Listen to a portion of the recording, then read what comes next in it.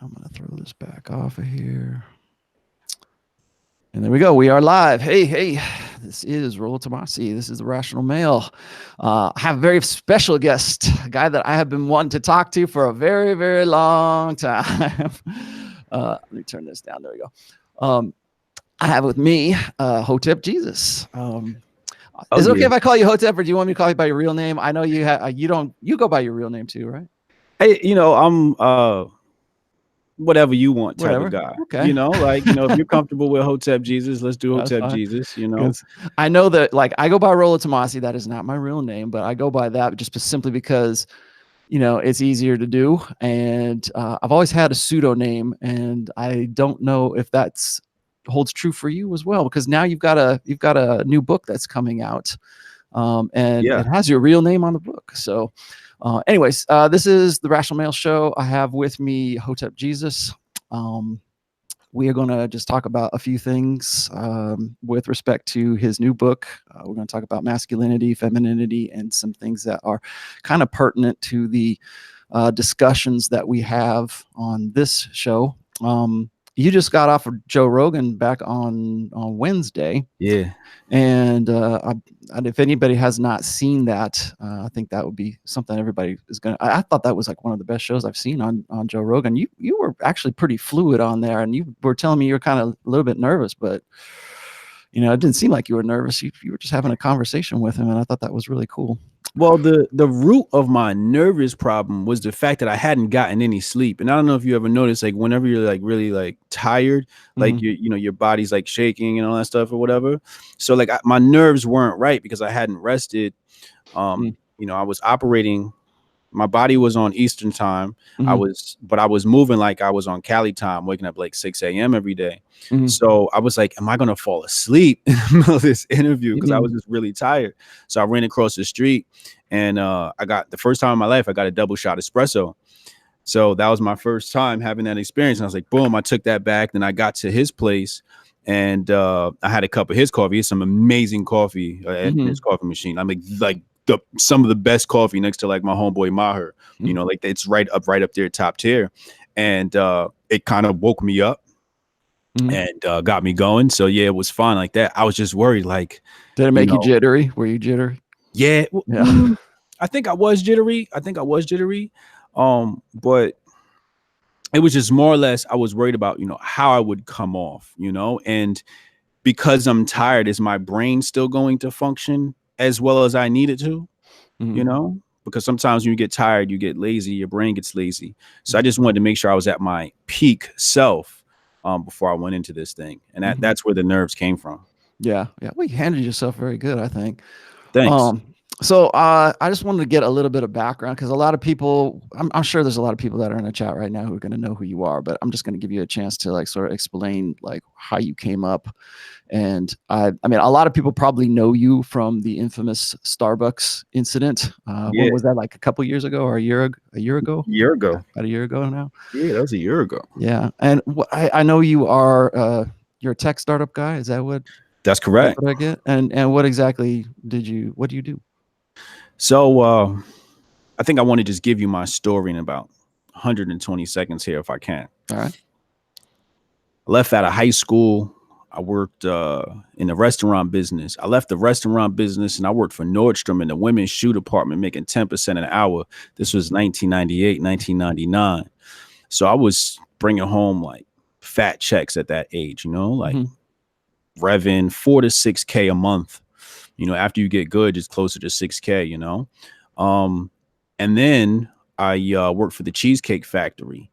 And then over there, I always liked the restaurant business because you walk home with cash daily. And that to me was like what I needed. I needed cash right now. So, Cheesecake Factory was easy to walk away with $200 a day. It's in raw cash. You're making it, at least a G a week, if not better. And then I had my record label at the same time. But one of the tables walked in, and the guys, about 10 guys, and I took all their orders off the top of my head. I didn't have to write anything down. And they were like, yo, you're really sharp, because they thought I was going to mess up the orders. And they were changing things like, I want this with that and this without that. But, when I executed perfectly, they were like, you know, we want you to come work in the mortgage industry. So I did the mortgage industry until the crisis hit. After the crisis hit, I became a touring artist. While I was a touring artist, I built a hip hop blog or an entertainment blog to drive traffic to our streams and to promote myself. The blog was had a team of about 7. It was running basically on its own, getting tons of traffic and getting me seen. And through that, I got invited to the 50 Cent bus launch for one of his energy drinks. And then after that, you know, that was like my real big like corporate gig where I got a whole ton of experience because it was a startup. It was an incubator right on Madison Ave, you know, the advertising mecca. And, you know, I got a ton of like, it basically took what I knew in raw form and refined me. So I got refined at that job. And then after that, I just started consulting for people. One of them was like Carmelo Anthony on his coconut drink. I consulted on the launch of that, did some events at St. John's, whatever, Dwayne Reed stuff. And then I was like, I kind of don't like CPG. So I got out of CPG and I said, you know, when I was 16, 17, you know, I was dating this Jewish girl and her little brother was like a tech geek. Me and him were mad cool. And he was to build AOL hack software using Visual Basic, and I used to promote it in the chat rooms.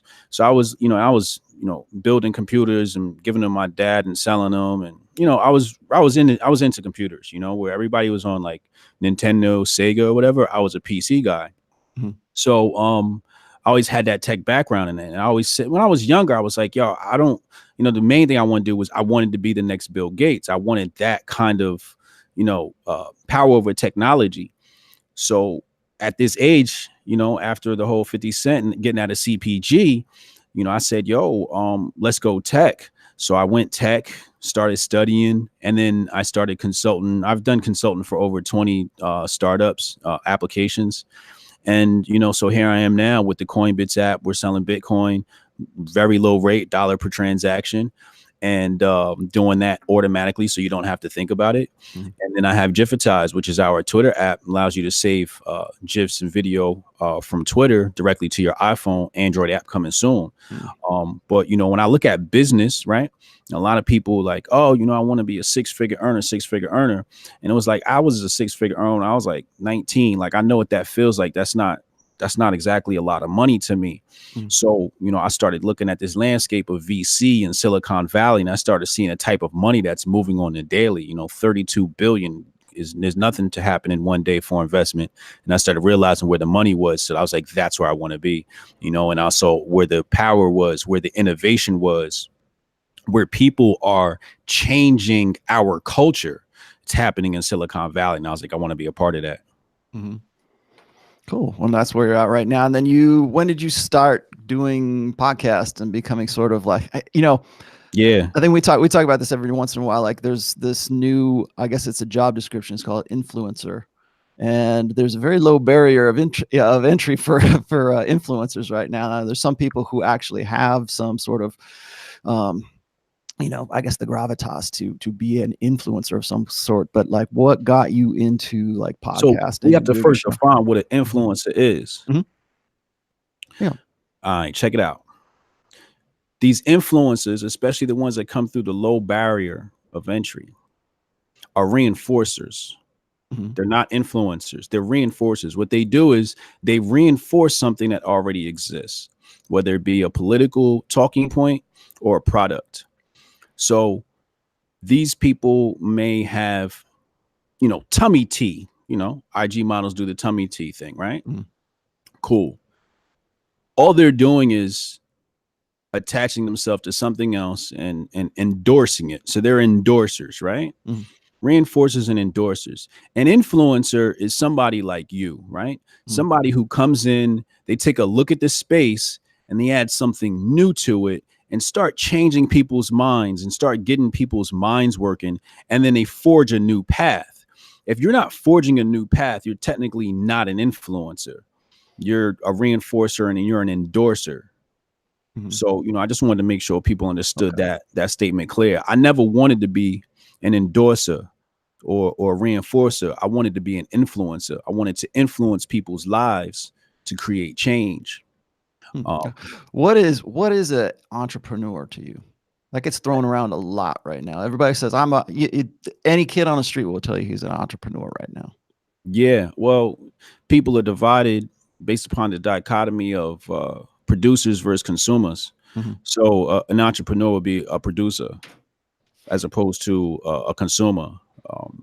I think everybody has a potential to be an entrepreneur. I think everybody should explore entrepreneurship at some level, even if it's just to pay off your light bill. Yeah. You know, just it's you know, I always look at it like a salary earner is an animal in a zoo. Mm-hmm. Entrepreneur is a wild lion. Like they have to go out and catch their meal every day. They have to, you know, and they run the pride, and they have a family, and they run the next generation. They're real lions. But if you have somebody that's addicted to being a salary earner, you have a caged animal who, if you let him out of that zoo and introduce him into the wild, he would get eaten alive by his own kind, and he wouldn't be able to survive if he didn't. Mm-hmm.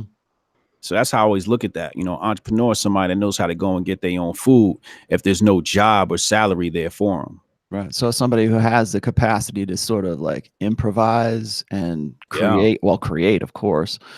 Adapt. Yes. Yeah, I think so. I think I think that the word or the term entrepreneur gets thrown around by people who, like, I guess you would describe as being like reinforcers or endorsers. Yeah. And we've talked about that on this show a few times before, where it seems that like I said, the barrier is very low to call yourself that, but like I think maybe the barrier is very high for people who actually pull it off and actually do something about it. I have seen, like, my background is advertising, marketing, branding, in like promotion and liquor, and so I have probably about another 25 years prior to me even just doing this kind of stuff. And you are absolutely 100% right. When I was writing my first book, people were asking me, you know, when are you going to put a book out? They had already been reading my blog. They had already been, they knew me from a lot of these forums that I was, I guess, influencing in these forums, and they said, you need to put out a book. And I kind of dragged my feet.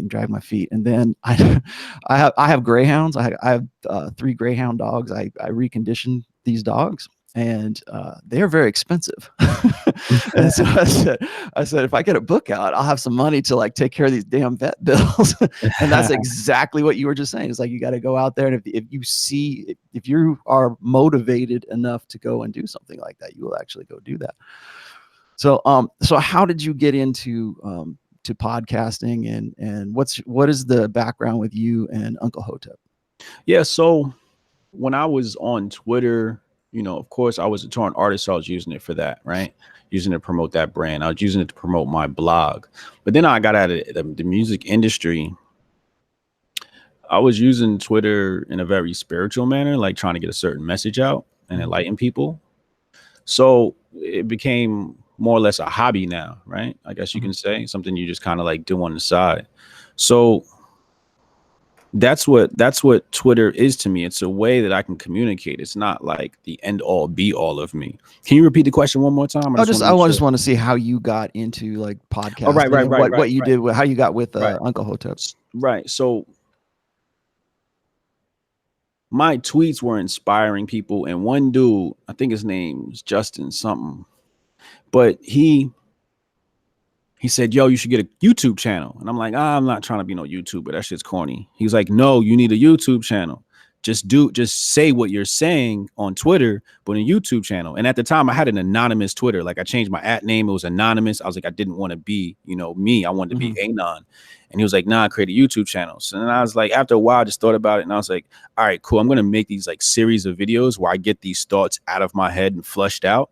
And then I did that. And I was like, all right, I have nothing left to say to the world. Like I was done.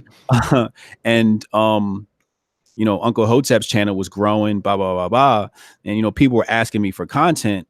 And I'm like, I really don't have anything to say to anybody, you know, I'm going to have a conversation with somebody that, like, that's fun, you know, like, let's bounce ideas off of each other. I just don't want to be sitting in front of a camera, you know, just by myself.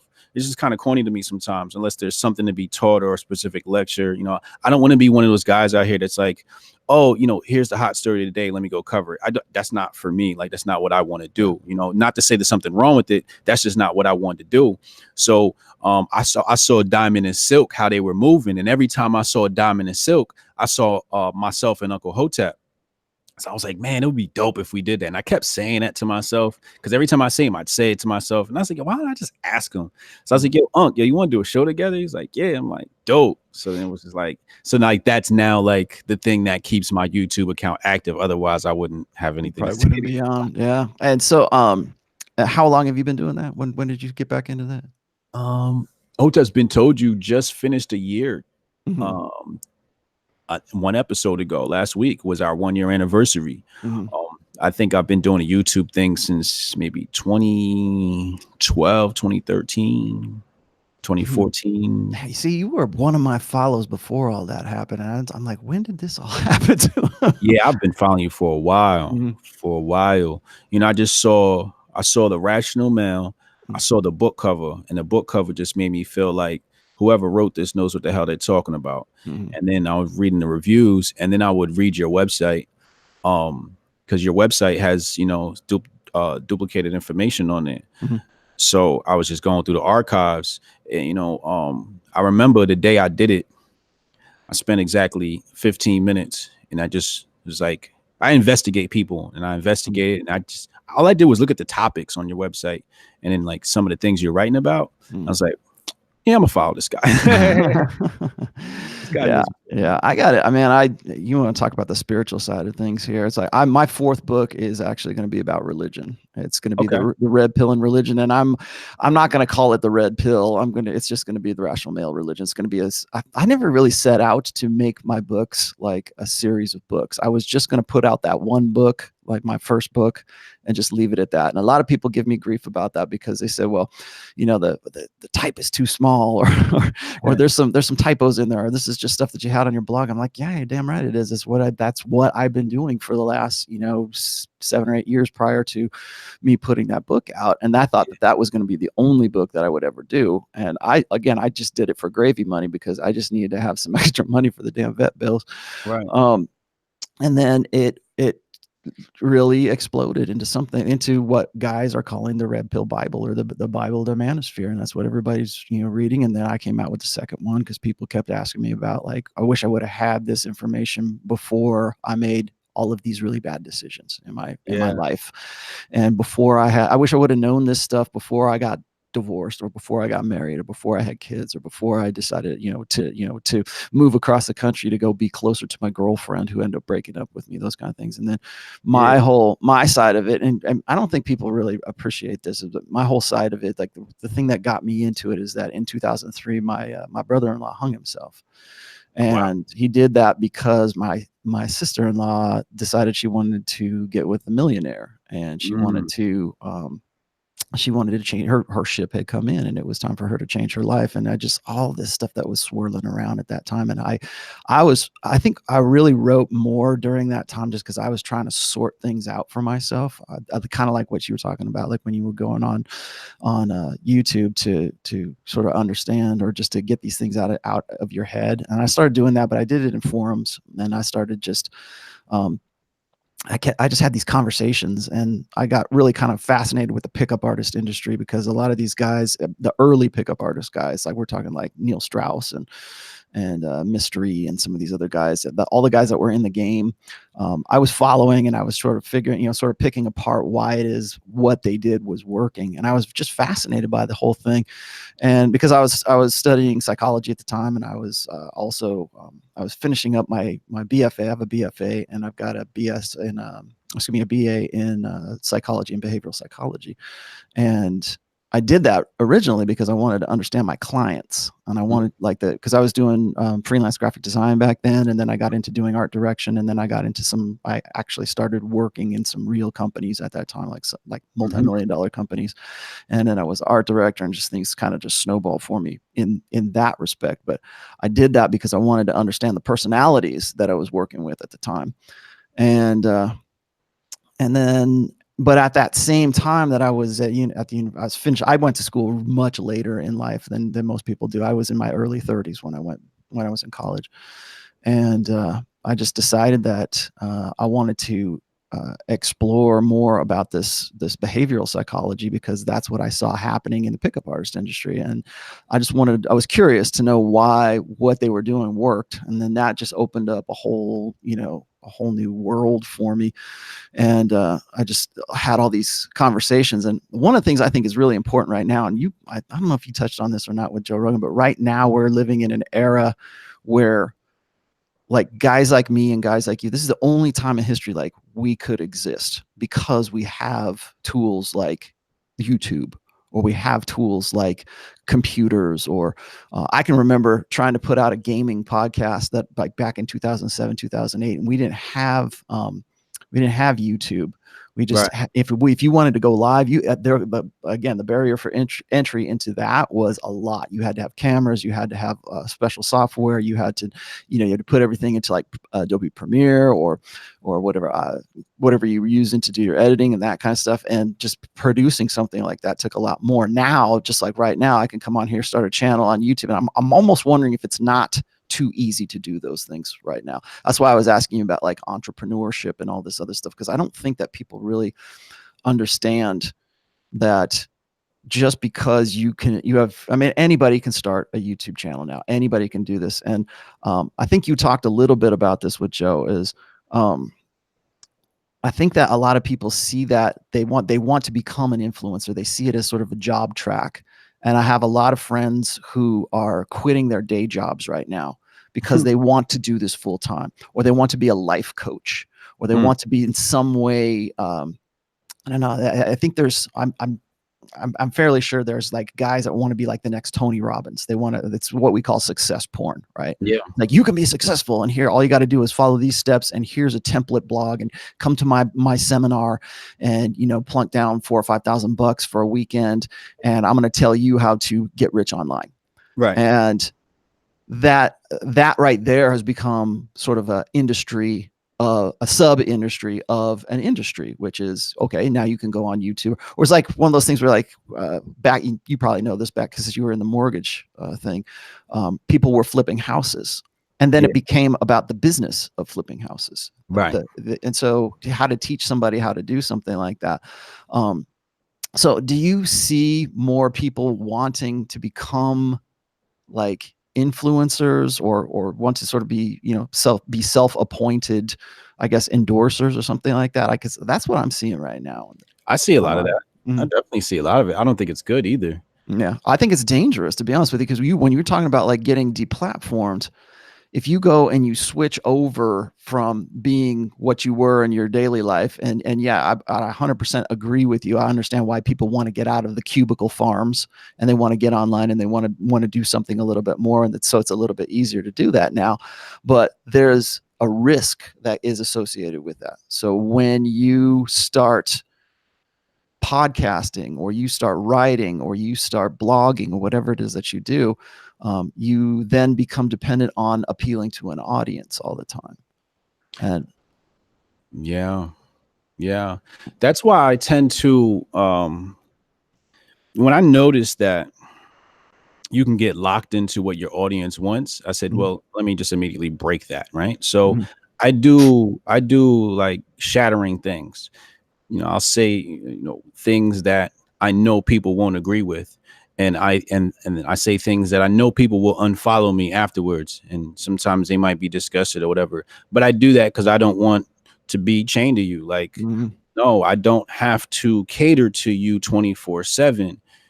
This is for me first and foremost, but I'm sharing me with you. You know what I mean? So, like, being attached to me is optional.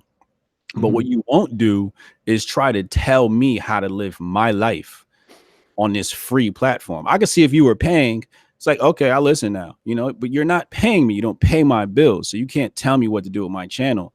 So a lot of people, like I say all the time, like, I could be at 200, 500,000 followers if I wanted to. All I got to do is just talk like a robot and say the same things over and over again, that, go along with the mainstream crowd, the things that the NPCs glue themselves to. You know, I know how to do that, but I won't allow myself to build an audience that's following me based upon fake shit. Now, do you think that you have an audience right now that expects certain things from you, like expects you to say like something in some way? Yeah. Yeah, Yeah. and then you break that up. Yeah. Exactly. You know, once I find out you expect something from me, or or you try to put the obligation on me, really, right? It's like you expect it, and then it's like now I'm obligated. It's like, no, I'm not obligated to do a damn thing, you Mhm. know. I think you Sometimes I what think you're probably where I'm at with all of this as well, because I didn't come into I didn't quit my day job. I still have my day job. In fact, matter of fact, this weekend I'm going to be working on this on my day job. okay, But my primary revenue source is not what I do here. It's nice to have the money. Don't get me wrong. I'm glad this sort of morphed into something else. A lot of the stuff that I do, I have a habit of making my primary source of income become my secondary source of income as I move on to something else. And so, right, like, they always say that you need to have like a passive source of right, income. Like what I do right now is my passive source of income, but like I've always understood this, and I think you probably will agree with me, is that you don't want to be beholden to what people want you to be saying. And I think there's a lot of risk in that. yeah, And in order to do that, you have to sort of, like, I think, was it, you have to be anti-fragile yeah, is a word. And the only way you can be anti-fragile online is to still have something else going. You got to diversify things. And I think you probably understand yeah, where I'm going with that. yeah, Um, so I just let's move on a little bit here. I want to talk about your book because I did the cover for it. Your new book. yeah, And so do you want to talk about that, because that's really more pertinent to the interest of my audience. We're going to talk about my audience, right? That's a little bit more. yeah. So I'm kind of like you, right? So I Mhm. observe this space, and I'm like, there's this pickup artist space, and I don't like it. Right? Mhm. It's like it's kind of corny to me. Mhm. It is now. I think prior, when it was new and people were first got into it back in the early 2000s, and then you got Yeah. the game and all that. You remember the game, right? Oh, of course. Yes. Okay, so the game is the only pickup artist book I read. And it Mm. was a great book. I thought it was a great book. It made some great points. It reaffirmed a lot of things that I already knew. My understanding of women came from experimenting with women. Mhm. You know, when I was 18, I had 10 girlfriends, you Mhm. know. Um and I didn't really date girls from my own town. I used to go to other people's towns and take, other high schools. Uh, Like one high school, I was I had a junior and a senior. I was a senior in high school. I had a junior and a senior. This was Metuchen High School. So I used to go to Metuchen, pick up my girlfriend. One day I went to go pick her up. She wasn't there. I think she had already made it home, but I saw a girl outside, so I picked her up. So, and then, so like after I would go see one, then I'd go see the other, because the Mm. other one was senior. She was a little bit older, so she could, stay out a little bit later. So that's what I was doing, But the thing about me is I wasn't copulating with these women. I Mhm. was just hanging with them. You know what I mean? Like, Non-exclusivity. You were spinning places. What you were doing, you just weren't having sex with them. yeah, I just wanted Mhm. to spend. I love women. Mhm. It's not everything for me. I'm not a sexual person like that. Do they turn me on? Yeah, absolutely. But I just love being around women. So I was experimenting. I would, like in marketing, we say try to break things. So Mhm. I was like doing things to try and break things with women, try and break, you know, the bond we had, to see how strong have I built it up to this point? What did I do to build this bond up? Is the bond unbreakable, or can I break it? So I broke many bonds, and some bonds I broke, but I realized they weren't broken. They still stuck and hung with me. So I've been taking notes of this all through life. When I read the game, it was pretty good. I think if you want to pick up girls, it's a good book to read. It's probably the only book you need as far as pickup artists is concerned. But now with my book, you know, for me, it's like, well, what's the number one problem men have with women? There's no peace. Mm. So my book is about how do you create peace within yourself with women involved, you know? Mhm. And then when you read the book, you start to see how the problem that's happening with women isn't even women's fault, it's men's fault, because men have cucked out. Mm-hmm. You know, once you cuck out, the women go out of control. The women are kind of like the dark phoenix, you know, out of control. She's going to destroy everything around her, but she's got this immense power, but she still needs a man to focus that and help her stay, you know. So you look at Professor X, he was the one that was helping, you know, Jean Grey stay level and focus. Mm-hmm. So that's how I look at men and women. It's like they're this great power, but without us being real men and Mm-hmm. standing up to them and demanding certain things, you create an expectation, right? Mm-hmm. The expectations for men is getting lowered and lowered and lowered. Now it's just people, you get saved in somebody's phone as food. You know, whenever a girl wants food, she calls you up and you take her, you know, to get some food, and then you never talk to her again. You're wondering why. You didn't make her try, right? So when I was dating this one girl, you know, she lived a little bit further from me, and I said, "Yo, I'm gonna be here, such and such." What does it usually got to do? They usually pay for the flight for the girl, right? Mm-hmm. No, if you want to meet me there. When you get there, I'll take care of hotel room. You ain't got to worry about food, and I'll but Take get care. yourself there to prove to me you actually want to be there and don't just want some vacation on somebody else's tab. You know what I mean? Mm-hmm. So it's these things these hoops you gotta make women jump through. They gotta get you. It's not that you gotta get them. See, another thing I say in the book is we'll never choose women. Women choose us. We think we chose her.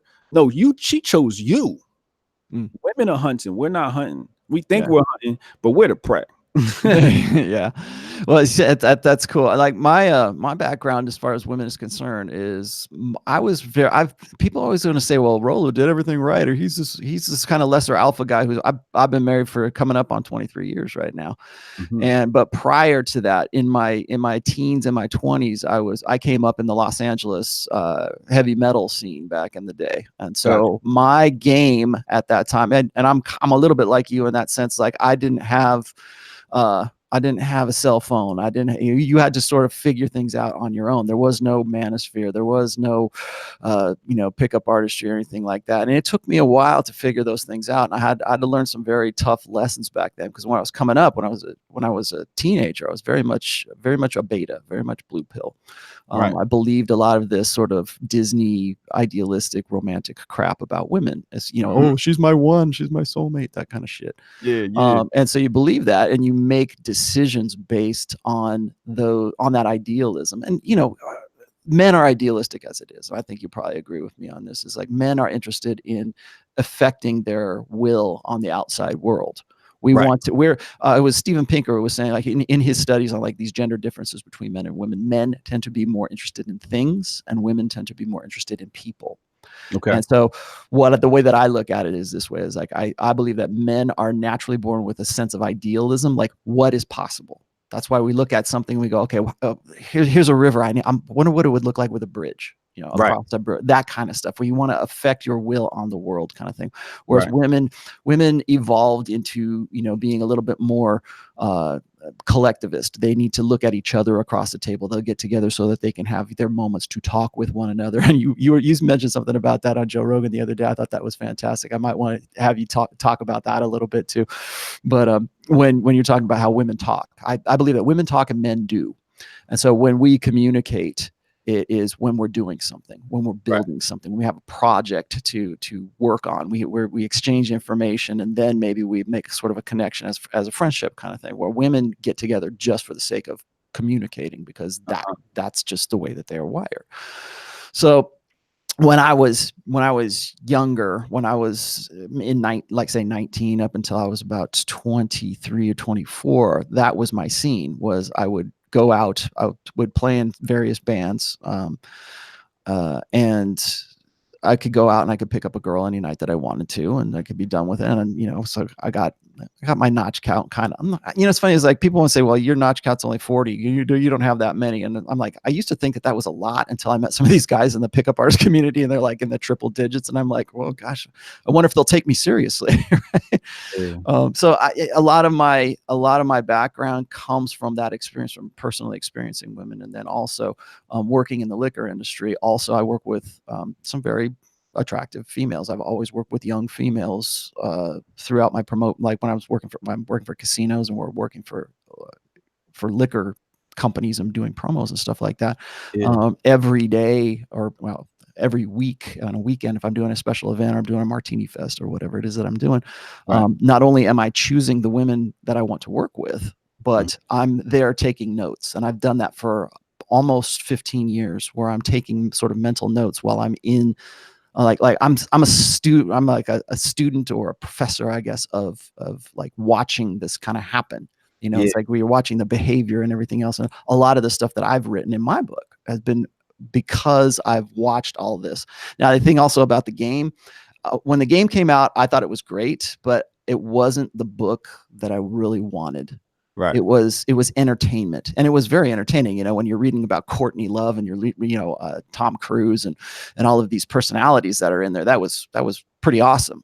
Yeah. But it was entertaining, and it wasn't the book that I wanted. And I thought it was kind of like almost false advertising, because they remember I don't know the copy that you got, but I got the copy that looks like it's a Bible. It's actually like a Bible with a little ribbon in the middle of it. I had a digital PDF. Oh, okay. Well, and then of course you've got like the illustrations and the things that are in there. And I'm like, come on, man, I wanted something a little bit more with more meat. And so I technically wrote the book that I thought I wanted to read.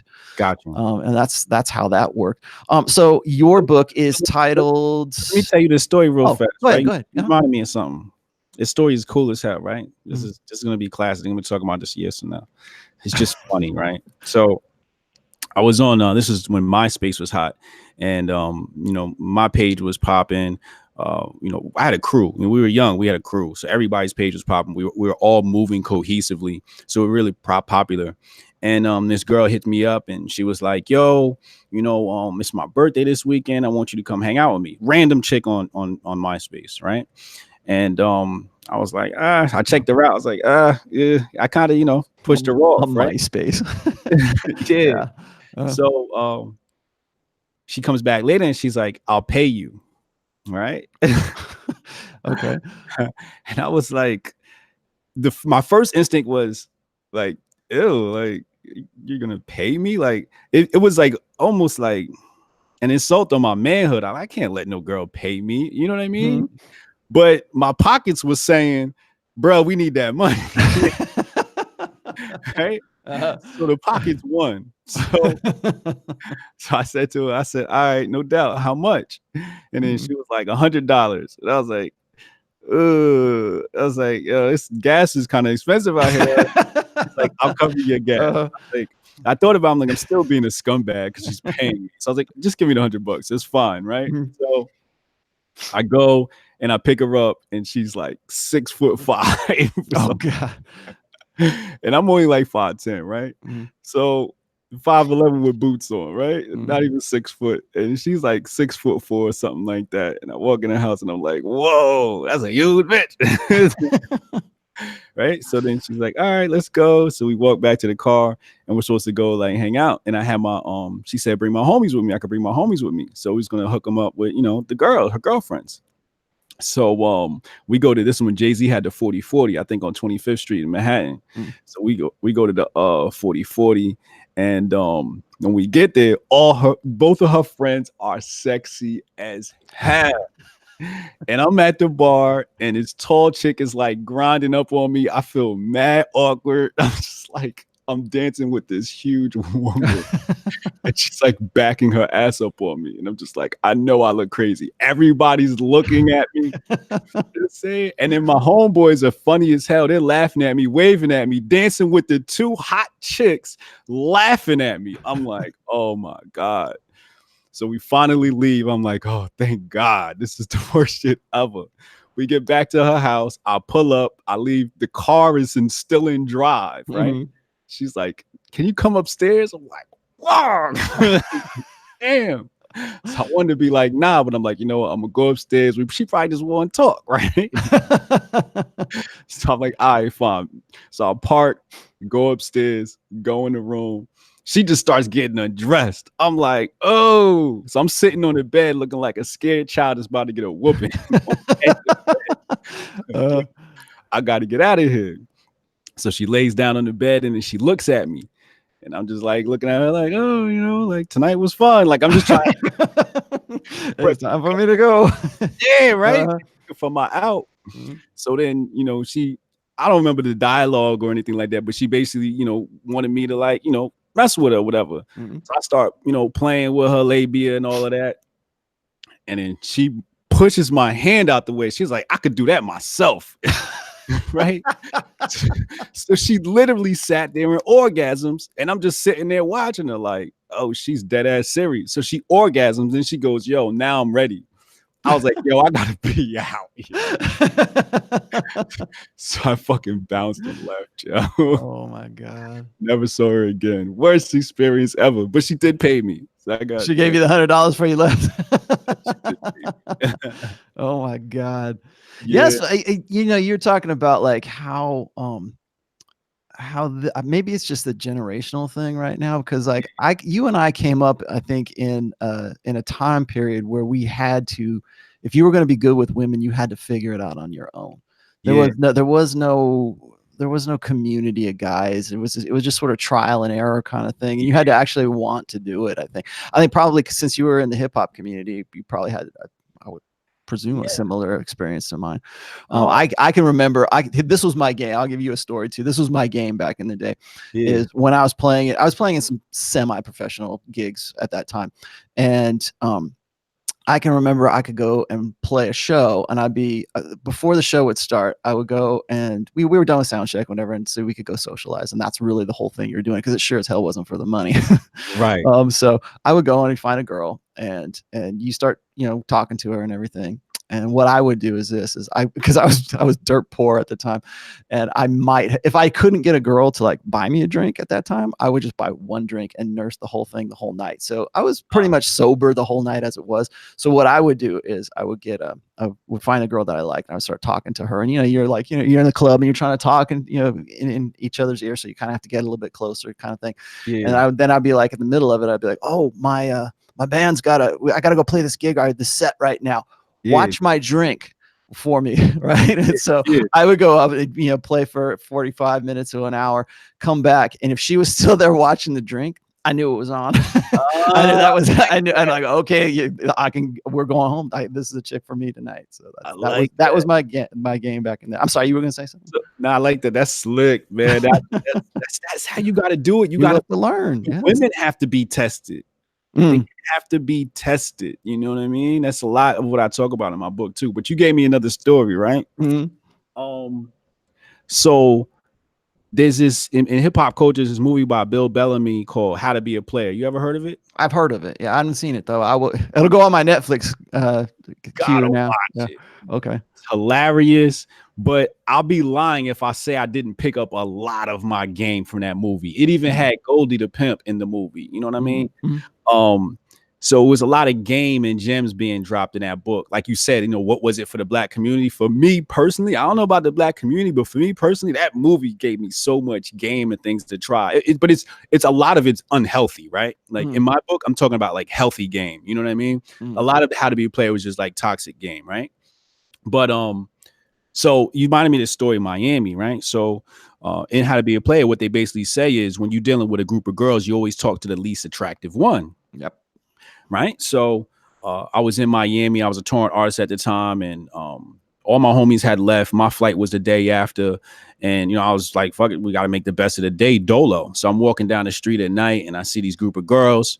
So immediately I just start kicking it with giving all my attention, my eye contact to the least attractive one. And the other two were hot, So that's how the first hour was like all directed towards them. So, just being a cool dude and just having conversation. They were like, hey, you want to come to the club with us tonight? And, we'd love to hang with you. I'm like, all right, no doubt we could do that. So I was like, boom, perfect, worked. I mean, I'm talking about walking down Ocean Ave.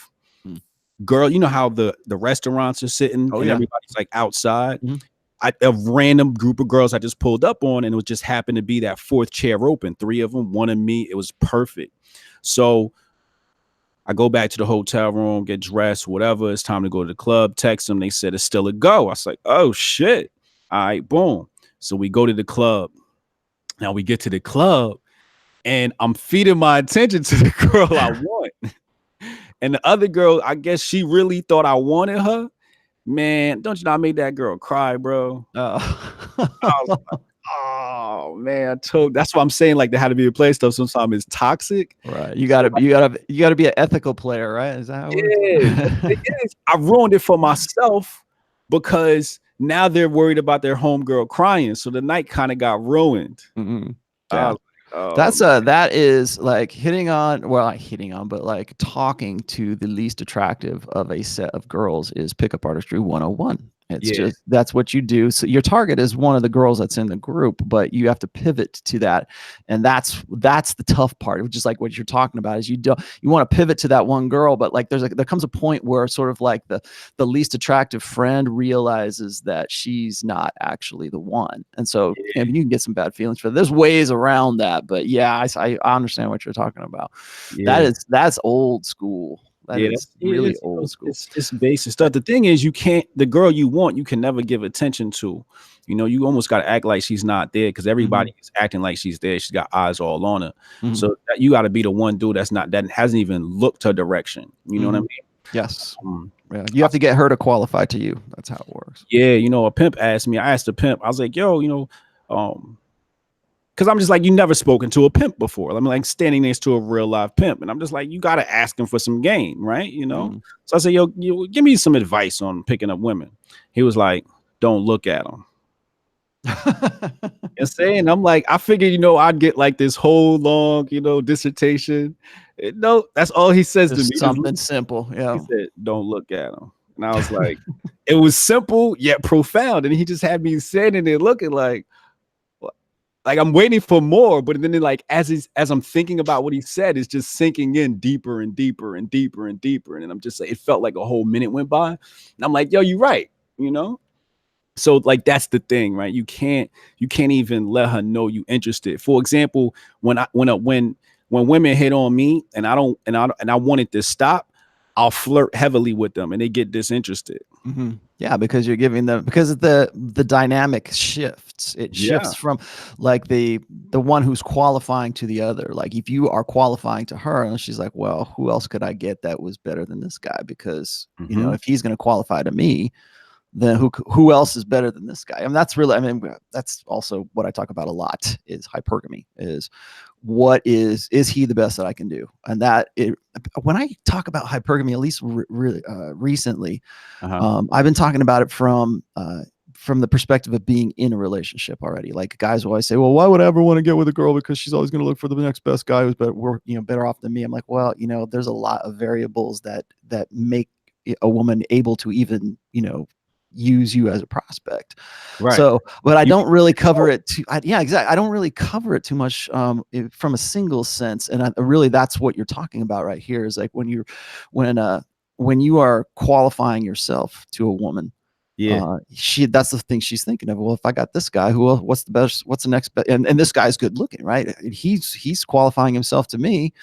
What is this other guy over here who is ignoring me? What does he have going on? Because that's hypergamy is based on doubt, and that doubt is he the best that I can do? Yeah. Yeah. Yeah. That's exactly it. You don't want to be, I mean, damn, I can't say you don't want to be the control, right? Because being the control is dope, right? It's like Mm-hmm. you're the one that all women have to, People who are guys who are comfortable with that do very well. right, Mm. right. So I'm one of those people who like I want to be the control, right? Compare every guy to me because I think I'm God, right? Mm-hmm. That's But then, the alpha widow. That's the alpha that she ends up widowing to. She's the guy that's in her past yeah, that she always she gets with you and she's married to you, but she's always thinking about that fun guy that she had sex with in the foam cannon party in Cancun on spring break when she was in college. yeah, Yeah. yeah, yeah. So you always want to be the control, but you don't want to be the control as far as it's not in your court. Mm-hmm. When it's not in your court, it means um she's already figured you out. She's already evaluated you. The evaluation is complete. Now she's going on to see what's better. If you're the control, but you're like a mystery control, like, wow, there's like so much to this guy. And because that's what women want, mystery. Like, does he like Challenge. me or does he Yeah. not? Mm-hmm. Yeah, that challenge, right? Mm-hmm. So as long as you keep that challenge and that mystery going, you're good as the control. Once the control experiment is complete or the analysis is complete, then you're probably done. You know what I mean? That's why I always push myself to the next level. For example, with my book, my marketing book, I gave away every single secret I shouldn't have, right? Because I want to push myself to the next level. I do it with women. I'll date a girl, right? I'll date a girl, and then I'll give her all my game just to make myself come up with something completely, novel. Yeah. Yeah. Make myself rise to that occasion and just get better, Just so exhaust all of your options so that you create new options. Yeah. So, yeah.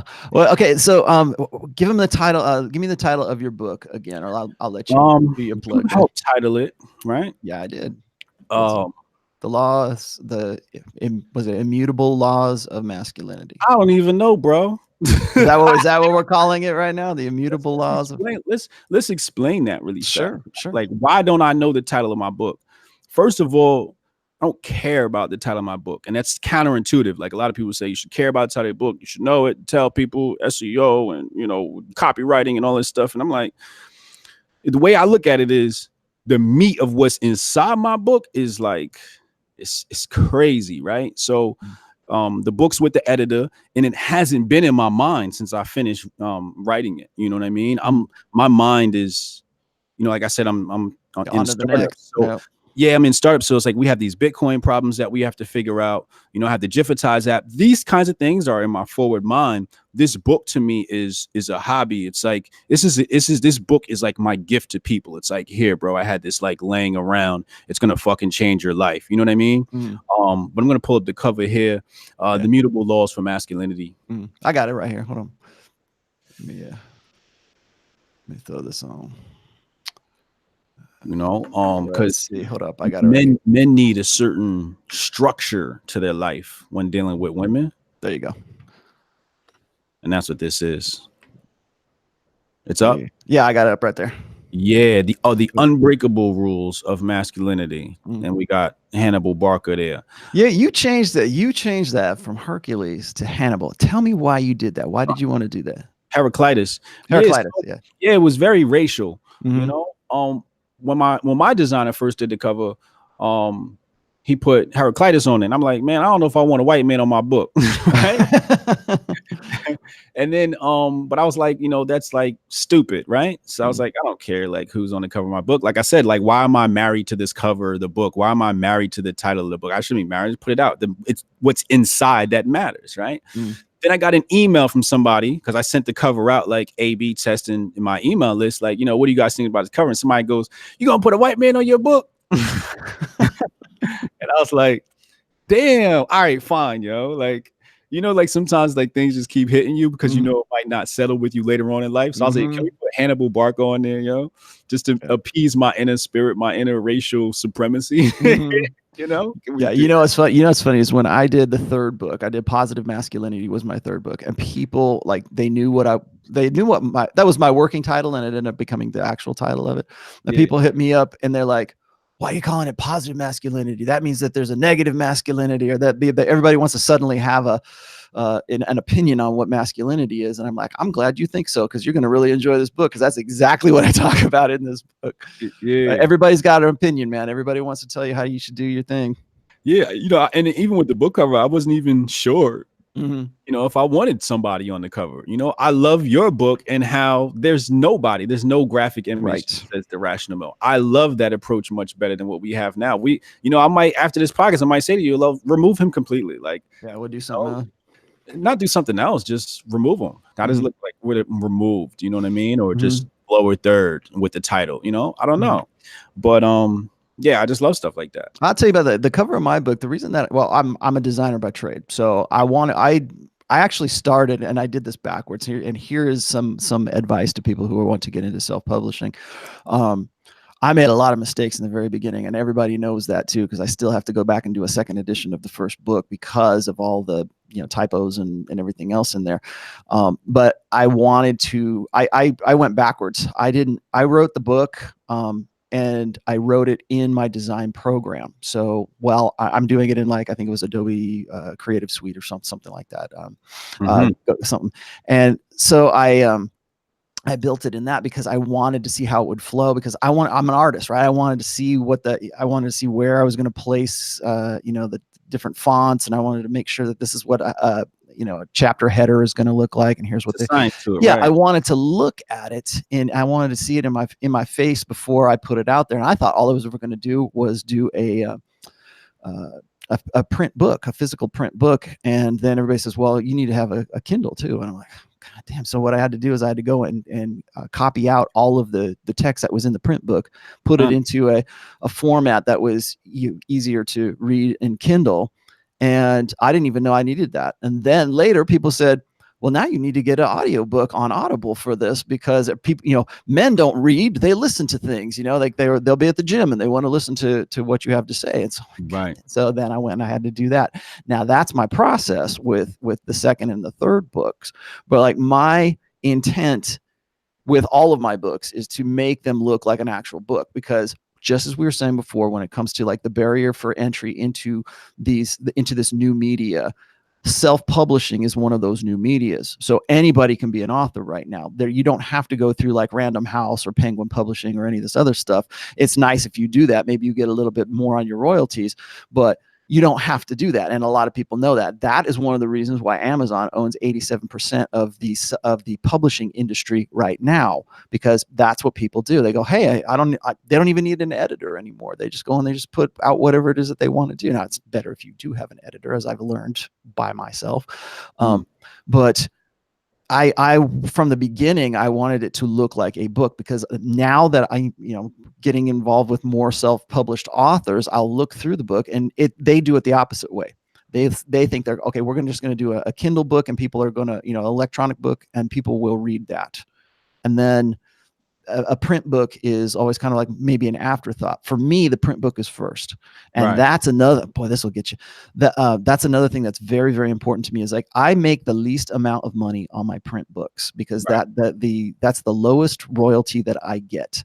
But that is the format that I push the most, because you can't delete that. And guys like Roosh just got got their books deleted. There's some other people that I know who have had their books deleted from, they closed out their account on Amazon simply because the people in Amazon don't like what they had to say. It's funny.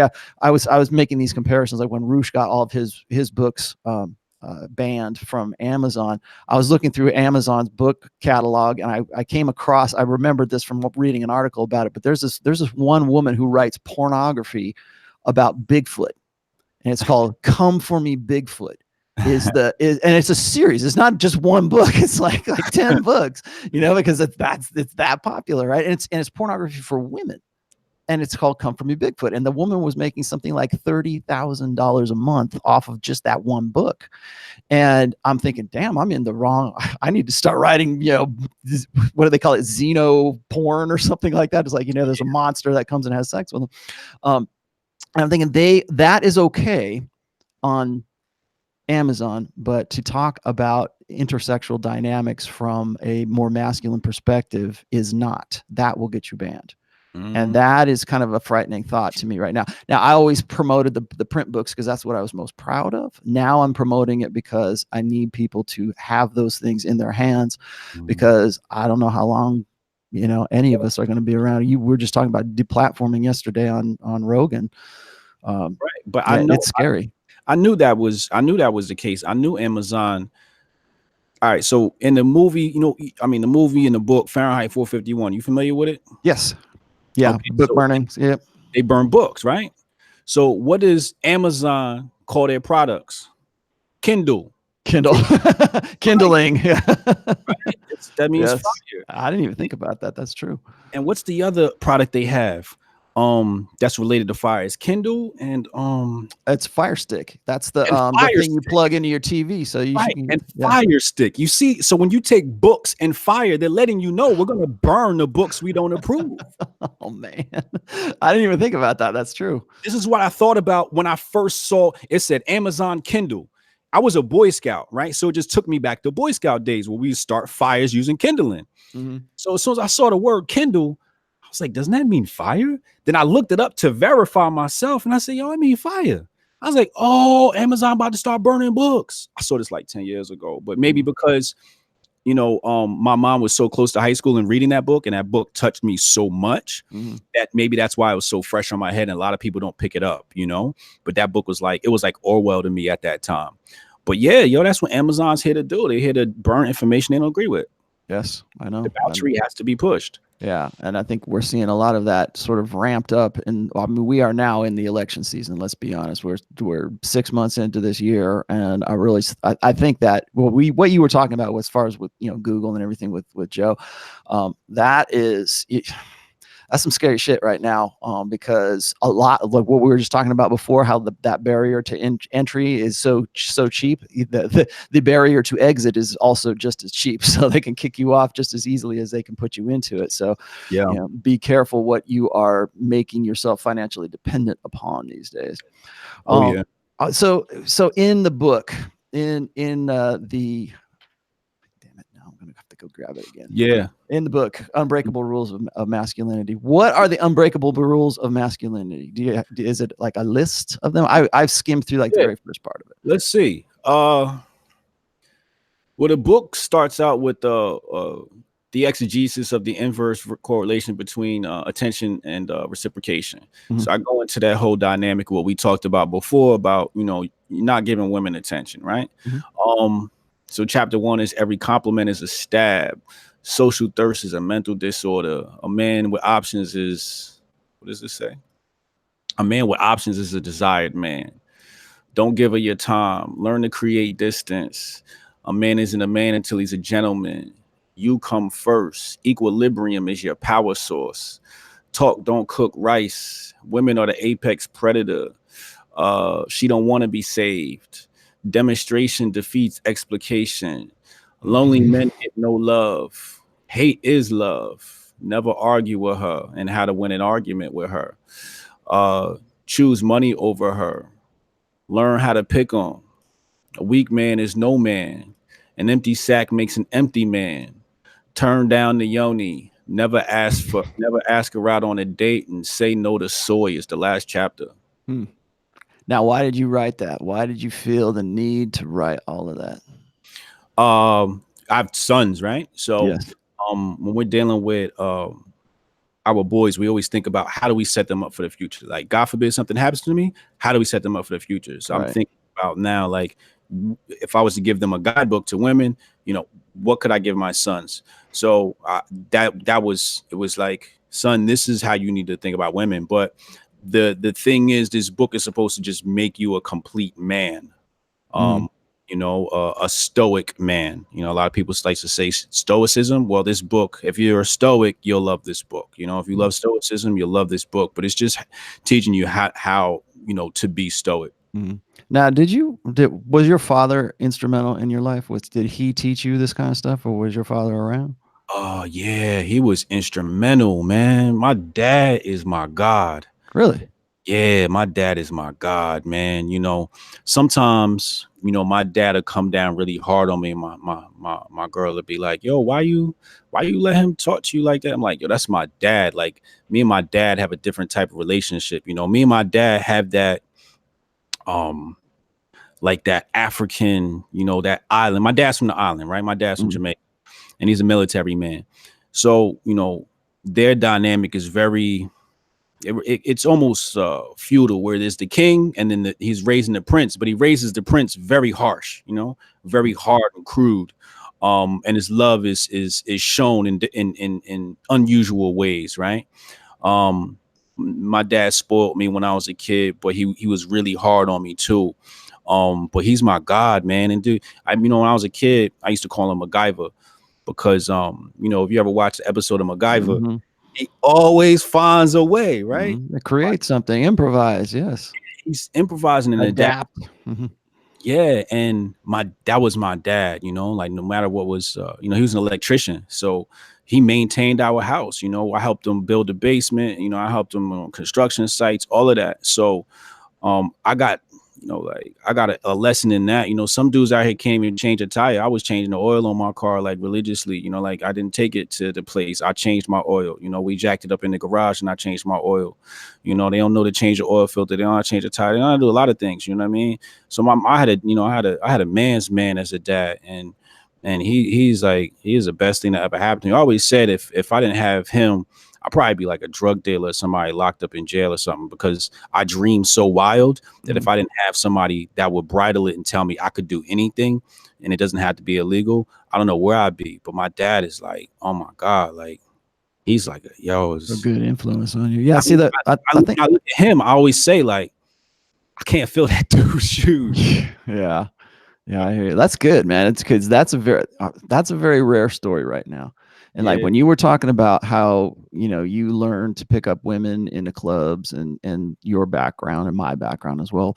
Like we came from a different generation. And I don't know how old you are, but I think we both came from a different generation where we had to figure things out, or we had to have somebody that was going to be a guide to us rather than oh, I'm going to learn how to do this on YouTube. Like you can figure out anything right now online yeah, if you really try to. And that's why you have these books. But I think one of the reasons why like authors like myself and you and this kind of stuff that we're so popular. Like if you look at like somebody like Jordan Peterson, fell into the niche that he is in. And the reason that he fell into a niche is because there is a generation of lost boys. There's the millennial generation who have had no guidance and have yeah, they don't, and so they've been brought up in a very feminized, very female centric way with either with a non-existent father. I mean, was it 43% of children are born out of wedlock right now?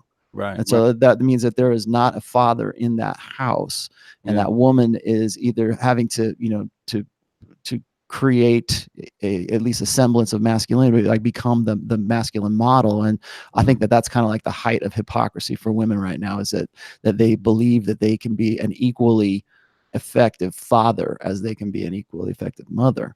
yeah. And I think that's why you're seeing It is. like things like the manosphere come up, or like why books like or why Jordan Peterson is like a rock star.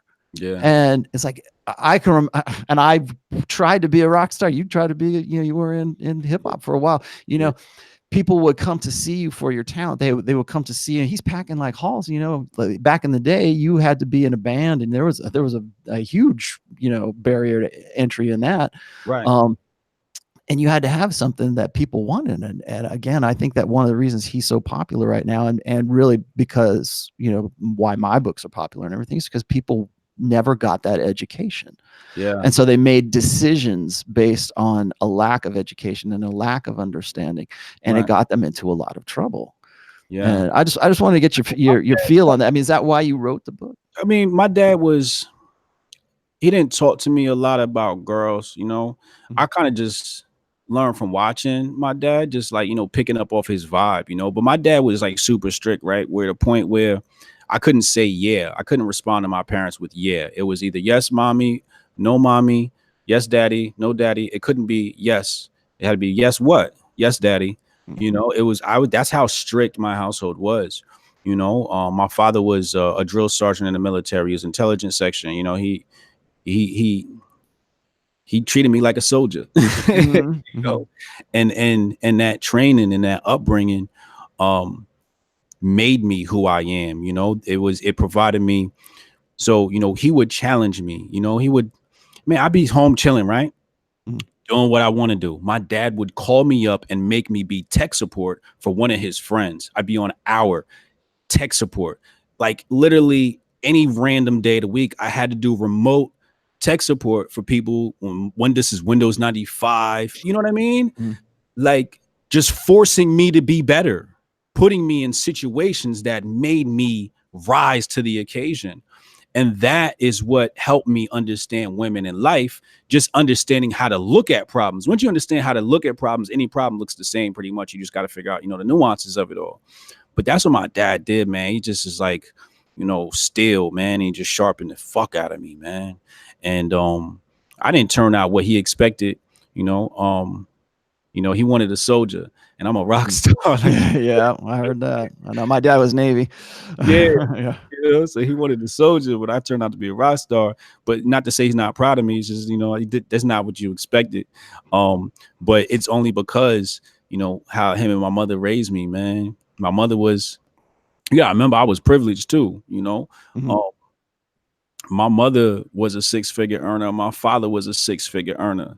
You know, we vacation 2-3 times a year. Money was, you know, if I wanted something, I got it. If, you know, like I remember going with my pops to computer shows, man. We was building computers with the state of the art. When the first CD burner came out, I was, you know, we had it when 2X CD burners went to 14X. I was the one that told my dad, nah, wait, they about to come out with a 32X, 52X is about to go crazy. We waited like a few months and the 32X came out, you know, and then we had the iMega zip drive. So technology was surrounded, you know what I mean? I So remember. like my parents was like they had papers. So I don't come from, you know, poverty. But the thing is, my parents had to work, right? So in the summer, I would go to my grandma's house in the hood and I'd be around all my hood cousins. So that's what made me well balanced. You know, I had book smarts and then I had to be in the streets, you know, with my cousins while out in the hood. And then I got my street smarts there. So I had my book smarts from the suburbs. Then every summer I got my hood smarts. So it made me this holistic individual, man. What do you think that most guys of this gender, like people who are going to read your book, what do you think that they need to learn the most about masculinity, about conventional, traditional masculinity? Because right now I see, I'm big on hashtag gender war right now, and I don't mean like, oh, we're all going to get together and fight with women or something like that. And that's what I'm saying. I'm saying that there are gender issues, or there are intersexual dynamic issues that are being politicized right now for political gain, particularly in this. And you know, really, it's been building up to that since before Trump got elected. Yeah. But I think it's only escalating that much more right now. But like we just like back in January, we had that Gillette commercial. You remember the Gillette commercial that came out, and then but even prior to that, we had the APA, the American Psychological Association, classifying traditional, quote unquote, traditional masculinity as being like damaging or being like a disorder. So if you subscribe to like the kind of stuff like your dad subscribed to, that was in some way like setting you up for failure, or it's instilling like toxic masculinity into you right now. So to me, like one of the reasons I wrote the third book was because I wanted to sort of challenge that narrative with positive masculinity. And really, I probably could have called it conventional masculinity, because I do think that there are aspects of masculinity that are unique to men, because we tend to think that because we believe in, like, we still to this day believe in the blank slate. We still believe in egalitarian equalism between the sexes, that a woman can be just as masculine, quote unquote masculine, as a man. But there are certain aspects of conventional masculinity that are unique to men. So in your book, maybe, or as an example, like, what do you think like this generation needs to learn about masculinity? So I'm going to be the cliche hip hop aficionado with this one and say Scarface the movie. Watch guy movies. Nah, the world is yours. You know, at the end of the movie, they say the world is yours. You know, that was the thesis of that. The world is yours. And when I say that, I mean it because I think a lot of men don't think that things around them are I think they believe that things around them are out of their control. And they say you can't control things around you in the space. And what I say is, if you control yourself, you can control your surroundings. How you walk in the room determines how you're going to be treated in that room, right? So if I walk in the room with my chest poking out, everybody in that room is going to treat me like a dude with my chest poking out. I'm going to have some respect. If I walk in the room and I look like I'm sad and wimpy, that's how people are going to treat me. You know what I mean? They're going to react based upon that. So your vibe, no matter where you are in this world, or your environment around you, you know. So for example, I demand respect, right? You don't get to talk to me any old kind of way. You know, sometimes, you know, you'll meet somebody new and, you know, they'll think you're really cool and they'll joke with you, right? And some people will laugh it off like, ha, ha, ha, even though they were kind of offended. And I'll look you dead in the eye, be like, yo, that's just not funny, yo, you know? But you gotta set the precedent in every situation you're in. You have to demand respect from how your aura glows, not to sound too new agey, but your aura has to exude the environment you want to create. It has to resonate. It has to mirror that, is a better way to say that. your life mirrors who you are. So that in my book, I basically create a mold for how I operate in this world that makes people demand, that forces people to give me respect. Um, and that's really the difference between having a girl that is loyal and having one that's not, is the level of respect. That's You what know, we call frame in, well, my book, but okay. in the, well, it's funny. The pickup artist community used to talk about frame as in like you have to have a world for that woman to enter into, and a lot of people thought, well, that's just you like putting up some sort of false facade, or you're just sort of building this narrative for her to believe in, even though it's not actually real.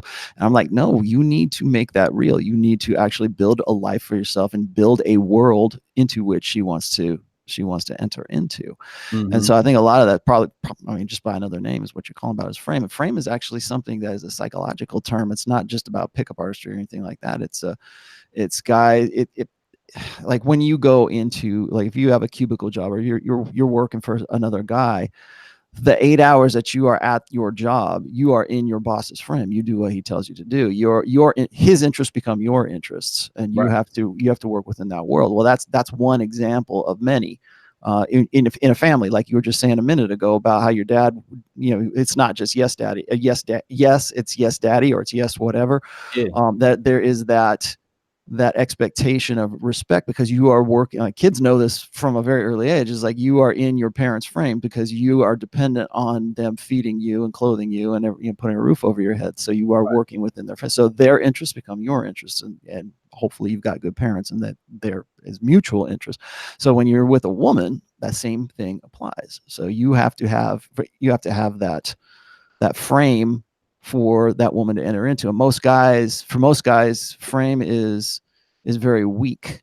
It's something that's easily broken because they have been brought up to believe that women have a default respect rather than an earned respect. Men and women, when it comes to respect, men and women have different concepts of that, because women expect respect for just being a woman. For guys, it's meritorious. It's something that you have to earn. You have to earn respect, right? And so a part of that is when so here you've got a man who is got his own world. He's got his own frame, and he is the guy who commands respect. Like, people respect him just because he is who he is, kind of thing. That's one side of frame, and the other side of frame is like building up some sort of like kind of fake world for yourself so that women can enter into it, and then they realize, okay, this guy is not who he said he is, and can I do better? Then we default to the question, right? Can I do better than this guy? And so that's when you get that disrespect. Well, I don't know if I agree with the whole creating world thing. It Mhm. sounds kind of bogus to me, to be honest. Mhm. Um, I believe it has to do with, um, it's really a deep respect, Mhm. like, a woman doesn't she doesn't respect a man that's lazy. She respects a man that's working, Yeah. Mhm. and even you worrying about whether she's in your world or not is the wrong approach. Mhm. A man is not supposed to be concerned with a woman in any sort of way mentally at all. If you bring her into your world and she leaves, you should not be affected by that. Mhm. You should, she's just you know uh, an accessory Right. until. One of the things I've always said is that a woman should only be a complement to a man's life, never the focus of that man's life. Yeah, that's exactly it. And I think a lot of times we make the women a focus, and Right. if you make her the focus, she's disinterested. She loses all respect for you because she's Mhm. like, you could do anything in this world and you're just worrying about little old me. That's what she's saying in the back of her mind. She doesn't know it either, but that's what she's basically saying. She's like, oh, this is kind of boring. She's turned on when man forges ahead, when he wants to go to the moon. When we think about, like, back in the day when generals left to go to war, that shit was turning women on. And then Mhm. they came back and they were in love. Yeah. This man just went out and killed a bunch of people and he came back to me and he's got these scars. Let me take care of him. But she has that respect because he went out to do what was right for the fam. If Mhm. he stayed back home, while everybody was out at war and he chimped out, what is everybody gonna say? Like, oh, you ain't getting no ass, you getting no pussy. Yeah, exactly. Well, I think as far when we're talking about frame here, it's not that you're building that frame for that woman. You're not like. I think really it comes down to I've heard this before. It comes down to a question of intent. Like people say, are you going to the gym because you want chicks to like you? You want women to like you? Or are you going because you're going there because you want to go there? You actually have an interest in going to the gym. Like what is your, it's called crisis of motive is what it is. And so what are you actually doing things for? Are you doing it because that's just who you are? Or are you doing it because you have another motive that is attached to that? Or maybe it's both. Maybe you have it as well. I would never want to get in bed with a chick that wants to be a part of my world, though. No, I don't. You mean so? Because that seems like she's more in love with the world than she is with like who you are. No, well, no, it has nothing to do with judgment of her. I don't care what she thinks, right? It's about what does she want out of life. If all she wants out of life is to be in my world, she's no good to me. She has to have her own world, and our worlds have to blend. It can't just be, if she's an accessory, then I can have 10, 20 of her. I can, wear a lot of different pieces of jewelry, right? That's not what is going to be beneficial for the man. What a man needs is a woman that also has vision, right? And wants to forge ahead too, whether it's with the kids or her own personal endeavors, but her aspirations have to be higher than just wanting to latch on to you. Otherwise, at that point, she's just a parasite. Right. She just lived. Yeah, exactly. So yeah, I've said this. Actually, this is a quote from my wife. My wife has always said that, when marriage is like playing mixed doubles, right? When you're playing like tennis, you have to both cooperate to hit the ball back across to the net. And if you're hitting the ball at each other, or one of you's playing and the other one's not, you're not going to win that game. Right. She's got to have her own skills. Yes. Her own racket. I think we keep picking up these girls as are skillless. So for example, Jeff Bezos, his wife wrote the first business plan, right? The one that got them that big. Like, if you don't got a woman in your life that can have her own idea, concept of the world to add to yours, then what are you really doing out here other than attracting parasites? Right, you're dragging her along. Yeah, get yourself a powerful woman, somebody who with or without you would be great. If she's not going to be great with or without you, she can't help you, really. She's just, you might as well just hire an assistant, hire a maid.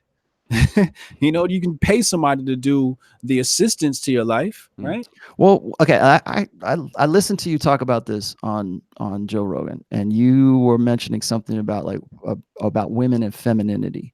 Right. Now, what do you what we just talked about masculinity? What do you think women need to know about femininity?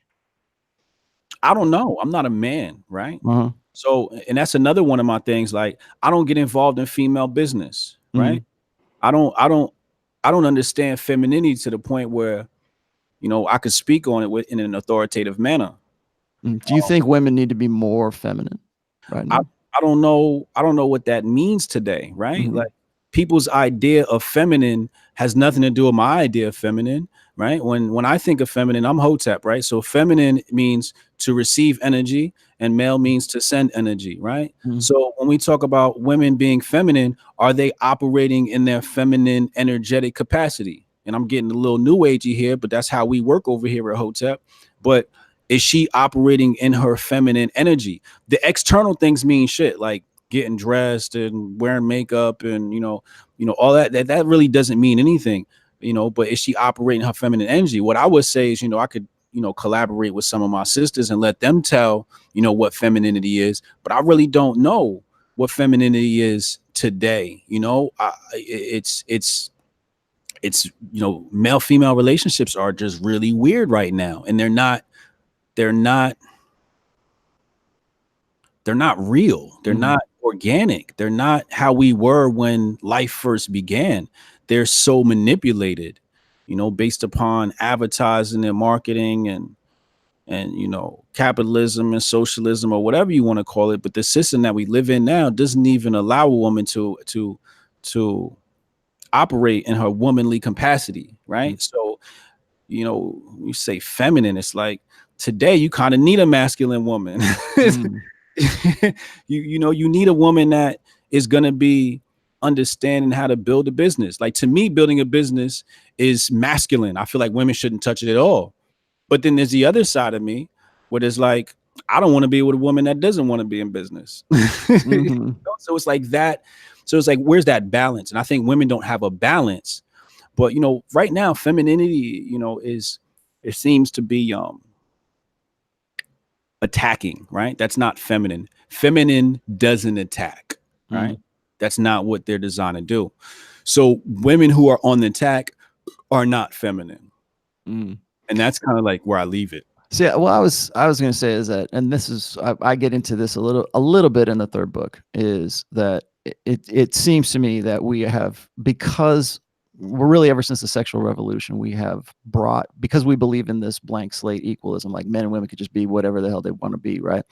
That there is no like natural evolved nature for women or men for that matter. That's why we feminize men and we masculinize women. That through this process of creating, you know, for empowering women, or toward you know, toward bringing them up to where we have, where they are right now, really. I mean, if you saw the debates last night, it's like the whole field's almost women.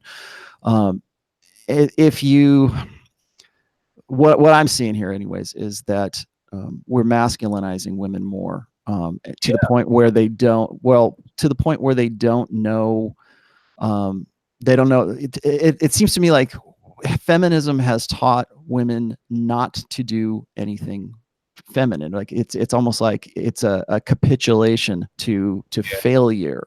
To like, if you want to be a mother, or if you want to be a wife, that's like a failure. That's like a wasted life for a woman. That's what we're getting. Whereas if that, you know, so consequently, women don't make that choice. Women are getting where, I mean, we see the marriage rates. Marriage rates are getting, as far as the age of marriage is concerned, it's getting later and later and later in life, and women are waiting longer and longer to have children. I mean, they're freezing eggs right now because they think that when they get to be 40, if they haven't found Mr. Right, then they can just go get artificial insemination. Those kind of things. It's almost like they're planning. They're planning contingencies for not, you know, for not hooking up, for not getting with a guy, for not with, you know, not marrying and being able to, like you were saying, start a natural family. I think that I absolutely agree with you on that, is that all of that natural order, all of that, the natural process between men and women coming together has been like just thrown up in the air right now. Yeah, it's in disharmony. And you know, the other thing is, where I think the main thing is women want to be men now, right? Like, Oh, absolutely. Yeah. if men are doing something, oh, we can do it too. We want to do it too. And it's just like, yo, you have your own superpower, sweetie. You don't got to use mine, you know? Mm-hmm. And that's what I'm saying. They're not operating in their female capacity because they're great at doing things we're not. And we're great at doing things they're not. But it's like they want to do what we do. And we like, look, sweetie, what we do ain't even all it's cracked up to be. Like, yeah. you know, Yeah. like, we don't want to do this shit. Yeah, well, that's why I subscribe to a complementarian mentality when it comes to it. I don't believe in the blank slate equalism. I don't believe that, because I've seen too much information when it comes to biological differences, psychological differences, hell, sociological differences between men and women, to think that a woman can make just as an effective man as a man can make an effective woman. You know, those sides of things. And there's something to it, like something in our innate nature when we see a overly feminized guy, you know, wearing makeup, or guy in drag or something like that. When we look at that, we go, it registers a little bit different to us. Like there's some sort of imbalance, at least. I'm not going to say whether you think that's right or wrong. I'm not going to make a judgment call right there. I'll let other people do that. But there is something that we see in an imbalance when it comes to that. So when you see a very hyper masculinized woman, we go, there's some sort of imbalance right there. And the reason for that is because we were meant to be complements to one another. The strengths that I have as a man, as a masculine man, outweigh the weak, or offset the weaknesses for my wife, and vice versa. So there are aspects of my wife who she has strengths, and they offset my weaknesses, and together we're better together than we are apart. Yeah, and I think a lot of people get weirded out when I say that, because they think that Rollo's he just hates women, and look, he just talks about all of the negative stuff. It's like, no, not at all. In fact, in the beginning, I started out this kind of thing when I started writing so that I could raise awareness and so I could give guys the tools for it. And as things have progressed to where they are right now, I see guys wanting to isolate themselves. They want to say, you know what, I don't have anything to do with women whatsoever. I don't want to, I don't want to get me too'd, right? I don't want to even make an approach. I don't want to involve myself with women. Like you were just talking a little bit of just prior to all of, before this, about how you enjoy the company of women. Well, there is a demographic of young men today, 18 to 30 years old, who don't want to be around women because either they're afraid or they never learned how to run games, so to speak. Yeah, they listen to the media, man. They don't let the media scare you from these women, man. Sometimes I talk about being scared of women, but it's a joke. But here's the big issue, right? So you asked me the question, you said, what should women do, right? Mm-hmm. And what I feel, and the first thing I said was like, I don't know, right? Because that's the most honest answer I could give. And it's because women are trying to tell men how to be men, and men are trying to tell women how to be women, and that's where we mess up. So Dr. Taylor Burroughs, she just quoted me on Twitter just now from this. She said, give yourself a powerful woman, not a parasite, right? So she's recognizing game. So Dr. Taylor Burroughs, she's a specialist in, femininity, right, with women. So what I say is, if we want to know, if women want to know, how can you be more feminine, don't ask Hotep Jesus. Hotep Jesus is focused on getting the men right, because my philosophy is if we get the men right, the women will get right, right? So that's why I don't concern myself with understanding the woman. I concern myself with understanding the man, because they're going off of our vibe. Once we're correct, all of this stuff gets corrected. The only reason why things are imbalanced is because of man. We've fallen from our grace, right? So what I say is, ladies, go talk to Dr. Taylor Burroughs, right? So then what can happen is we can take the Dr. Taylor Burroughs of the world, Rational Male, Hotep Jesus. We all sit down at this, let's say, a grand council. And at this grand council, we say, look, this is masculine, right? And they'll say, well, no, we don't think that's masculine. And then the conversation begins. Then we go, we don't think that's feminine. And we go, well, and they'll go, well, that is feminine. And then we'll have that debate, right? But the conversation has to start happening across the table, so that we can understand women from women, right? Not understand women from some man, or understand men from some woman, and have that dialogue. What happens is this gender war, like you talked about, is ending that dialogue. And that's what they want. They want a rift between man and woman. So when a man enters a room, he fears the woman. He doesn't know what to do. He's discombobulated in that room with the woman. And that is the problem. You see what I'm saying? They don't want us talking. They don't want us getting along. But that's exactly what we need to do. Yeah, that is exactly. I'll tell you, that's true. They certainly don't want us talking right now. As far as a gender war, and what I'm seeing right now is because we live in a more feminine primary society, just having that conversation makes you an evil guy, makes you a misogynist, just for even trying to ask the questions of, what is femininity? What should femininity entail? Right. Well, okay. Right. You want to bring women to the table. Fine. We can bring women to the table for that. But I can't be demonized for being a man for wanting to be at that table and actually have that conversation in the first place. And that's what, and you're 100% right about that when it comes to the gender war. And again, I don't mean, we're going to be, fighting with each other physically. I mean, let's say a Cold War, let's just say.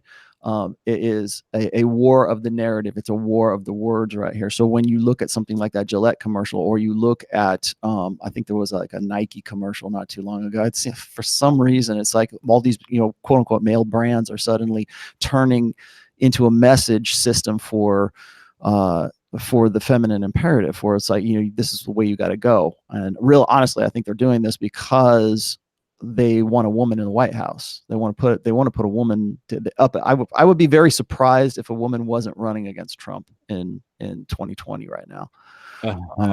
Maybe that'll happen, maybe that won't. In fact, I've predicted that it will probably be it'll be a woman. It'll be two women. It'll be a woman for president and for vice president. And I think there'll probably be some sort of groundbreaking thing. I don't know necessarily they'll win, but But I think that is, I think really what's going on right now is by the time November 2020 rolls around, they will want you to hate men so much that it will seem like a moral imperative for you to vote for a woman. You know, what was funny though? I was at this Trump rally, and this lady was talking about that, and she was like, you know, basically talking about how white men this, white men that, we got to get a white man out of office.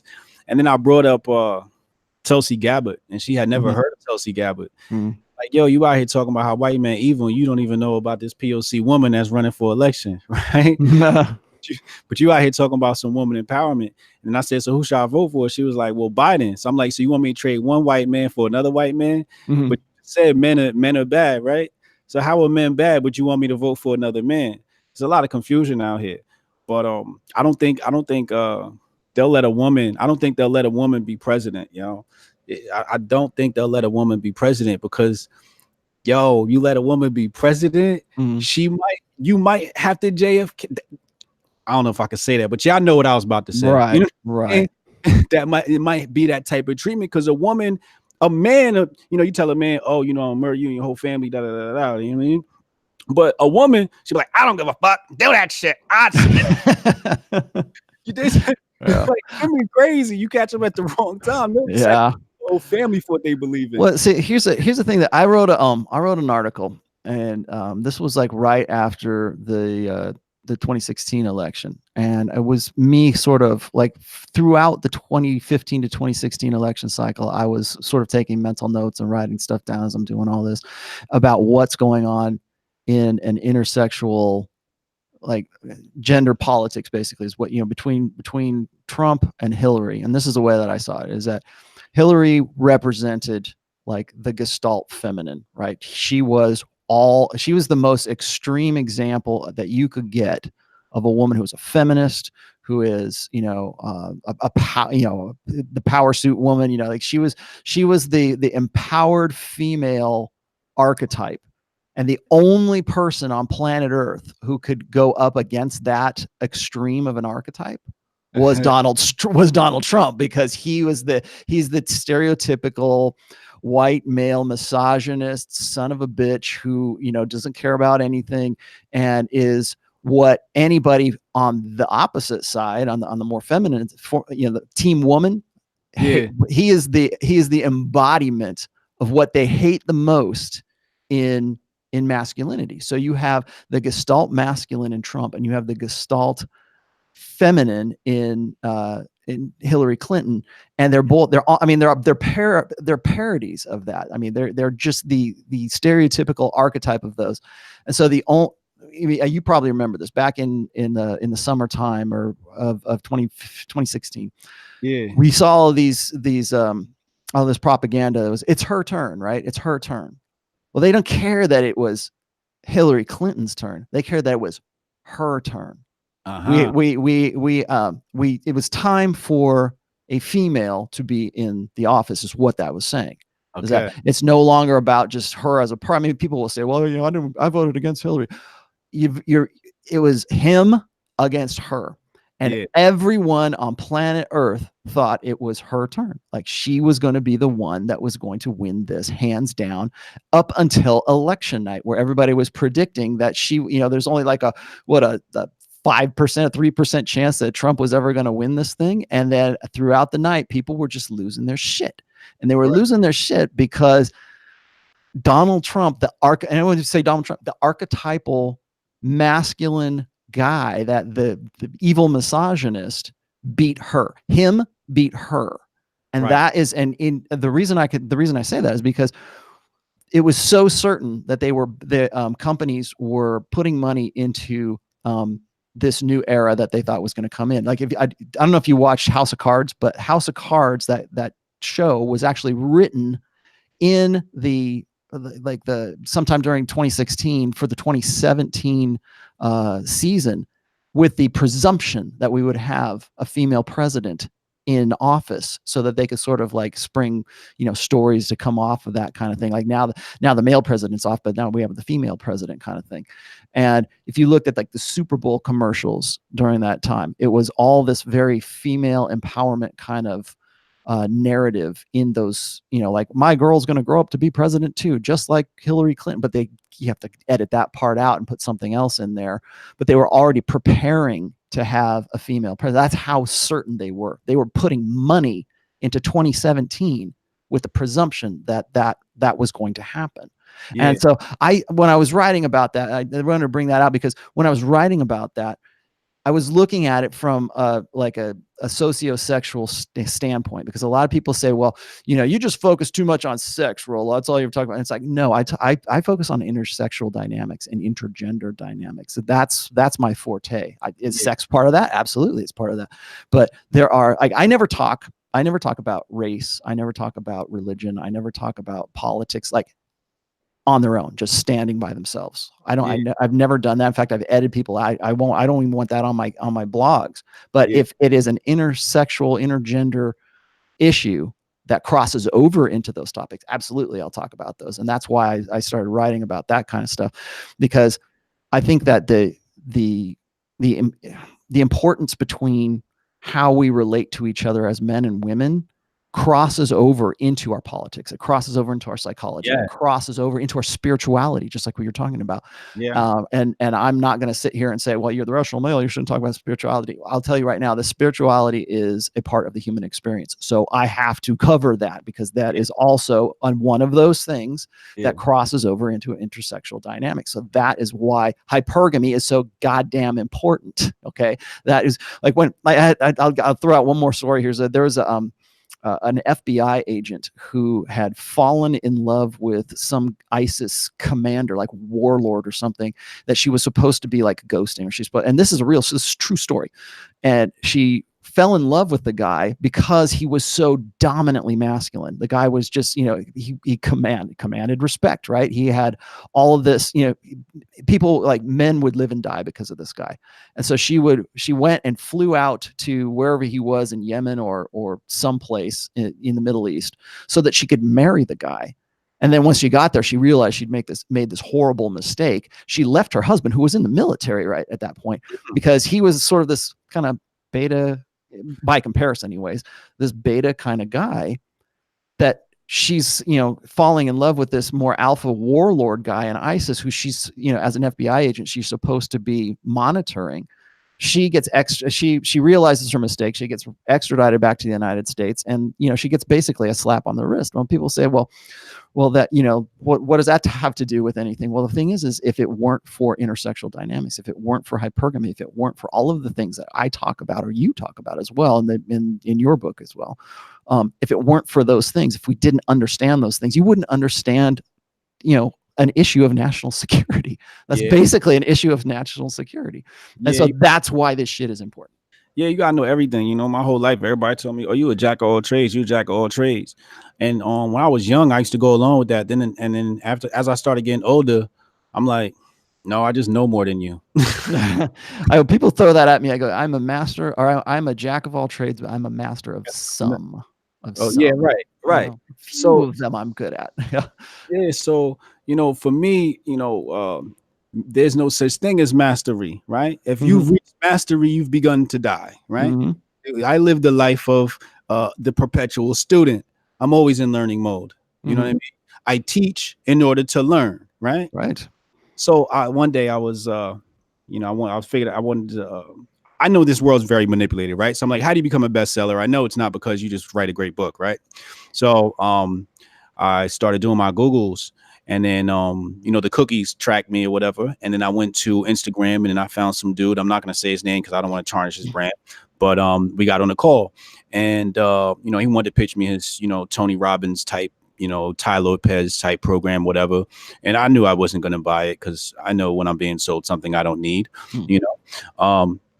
And he comes to me. He's like, I'm hearing you're about your brand, and and it sounds like you need to specialize. And I'm just like, bro, just tell me how to become a bestseller. You're like, I don't need you like trying to tell me what's wrong with my brand. I know what I'm doing with my brand.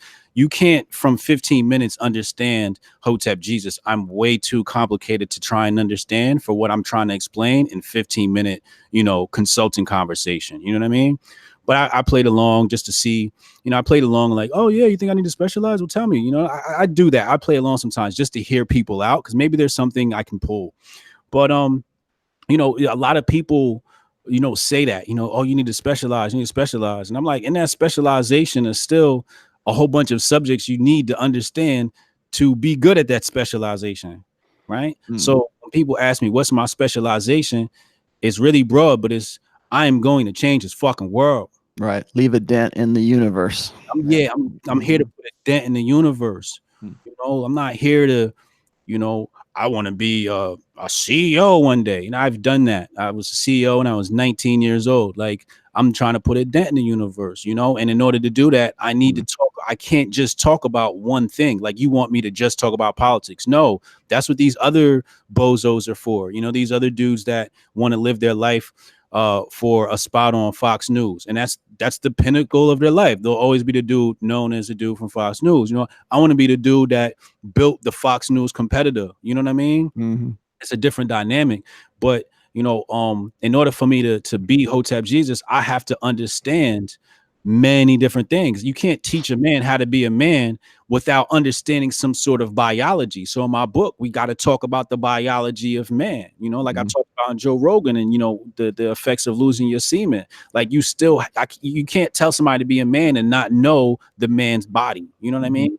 So when people say that specialization, I take that stuff with a grain of salt, man. So when you were talking about that, that reminded me of an essay that I wrote called the pheromonal beta, which is exactly what you're talking about. Like, you sort of losing your drive and your motivation, and that gets all into this. I mean, we don't have the time for it, but they just gets into this Freudian stuff where it's like all energy is sexual. So are you going to be building up your energy to focus it on what it is that you want to do, or are you just going to release it and be careful who you release it with? Absolutely. Yeah. Don't give it a nut, bro. Exactly. Here, I will tell you, and we're kind of closing out here. We've been at this for about 2 hours now. I was just gonna say, man, this has been a great conversation, man. I just want to say that if you want to write a bestseller, I will tell you this. Here's the secret to write a bestseller. Write for yourself and write what you think needs to write the book. And this is really going to get stupid here in a second, but write the book that you want to read, not what you think other people want to read. Right. And I had to learn that one as well, because one of the reasons why my books have been so popular is because I've set myself up into a place where I can say what I want instead of what I think my audience wants to hear. Because I mean, at the end of the day, if my books get banned off of Amazon, I'll be all right. I mean, I might take a hit, but I'll be all right. Right. But so my theory on this whole thing is write what you think people need to hear. Write what people, not what they want to hear, but what they need to hear. And write the book that you like I was telling you before, when I was reading the Game by Neil Strauss, that wasn't the book I wanted to read. And I couldn't find one, so I wrote the book that I wanted to read. That I thought that I was looking for a Bible, man. I was looking for that. Well, give me the instructional manuals. Where did all this come from? And nobody had that, and so I had to be that. Yeah. And I think that emancipating yourself from this need to, especially to make yourself financially dependent on the opinion of other people or the audience, interpretation of you, because man, audience interpretation will change on a dime for you. Yeah. You have to be careful of that kind of stuff. So that would be my one advice to you as far as being, as a new, as far as what you're getting into, being a new author with this one. Oh yeah. Yeah. So, what you said about, writing what you want to see in the world, like that's what I do, period. Right. Yeah. When I was looking up how to be a bestseller, I was looking at it from a digital marketing hack, because I'm seeing books that are bestsellers. First of all, let me just say I have no interest in being a bestseller, right? I think it's bullshit, right? Like, what does that mean, bestseller? It means absolutely nothing, right? But I was looking at people that were selling books, and I'm like, yo, I know this book is crap. How did you become a bestseller, right? And I'm seeing people who have bestsellers, but nobody's talking about the book, right? So I'm like, that's another thing that's like missing, right? So I'm like, all right, so there's something fraudulent that's happening here. So I wanted to know what digitally people were doing, and I realized there was the amount of volume you had to send within a certain amount of time to Amazon based upon categories and keywords, which I kind of figured anyway, but I just needed somebody to tell me that. Yeah, like I said, I had to do it backwards. I wrote the book because I wanted the book um, to be available. I wanted the information to be available because I knew it was going to be life saving, and it was. I was having people telling me, hey man, I took the gun out of my mouth because of that, and that's what I had set out to do back in 2003. Yeah. And then and I'm happy to say that a lot of guys have either benefited from it, lived a better life, or actually saved their own lives. And to me, that's kind of like making a dent in the universe. And yes, I stole that from Steve Jobs.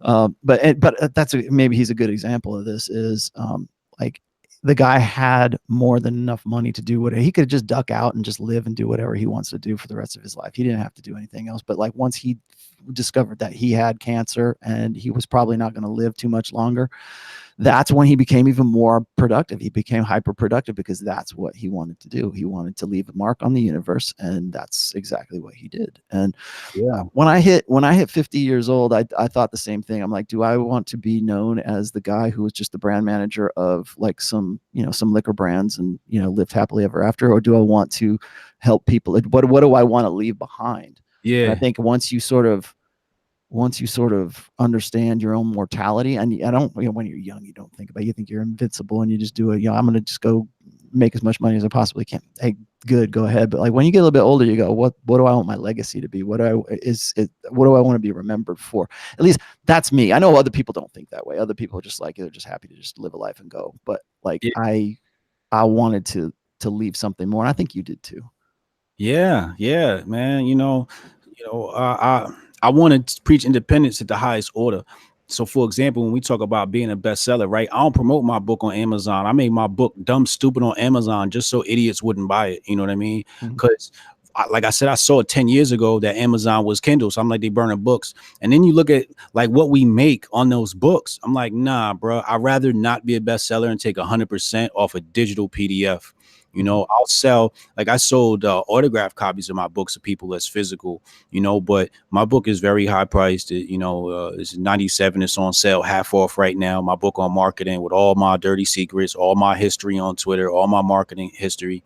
So it's very transparent. I tell you all the things I did wrong, all the things I shouldn't have did, and all the things I did right.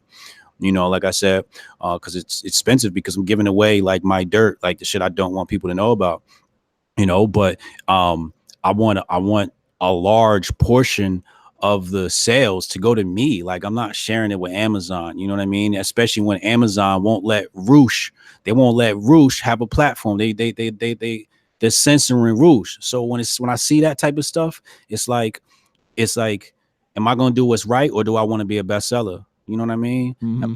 Do I want to do what's right, or do I need this platform? It's like, I'm gonna do what's right. I'll figure out another way. Like say you need a Facebook page. I don't update my Facebook page. I have one. I don't update it. You need an Instagram page. I have one. I don't update it. Like who says, everybody wants to say what you have to do. And I'm the one that says, well, show me what you have to do so I can show you why you don't need to do it. What you said on Rogan was, we're the content creators. We're the ones who they need us. We don't need them. Right. And if we get deplatformed, what's going to happen is if you get deplatformed, you're going to find out who was in it for the money, and you're going to find it who was in it for making a dent in the universe. Like, what is it? Warren Buffett says, once the tide goes out, you realize who's wearing swim trunks and who's not. That's how it's going to work. Let me give you an example of a CEO real quick. And this last thing I'm gonna say. All right. Let's say you're hosting a piece of content that's controversial, right?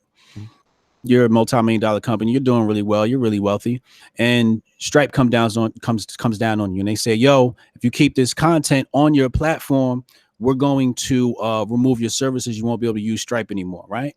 Now, the content that's on your platform is not a violation of your terms and service, and you don't really care, frankly, right? Now, it's just one customer, right? Would you take Stripe to court, or would you just say, all right, we'll just get rid of that guy and just keep it moving, even though it's not the right thing to do, right? Even though you don't win anything, right? You just keep your service going, right? these are the decisions that people are going to have to make someday. And I'm telling people right now, I'm going to be the CEO that I'm going to host content I shouldn't host. And when Stripe and these people come down on me, you're going to watch, we're going to fight that battle. You know, I'll pay the legal fee for somebody else's battle to be on my platform. Mm-hmm. A lot of these people won't do that. You saw it with Patreon. Patreon didn't stand up to these corporations. They allowed Stripe and them to dictate who was able to raise money on that platform. And that's so wrong.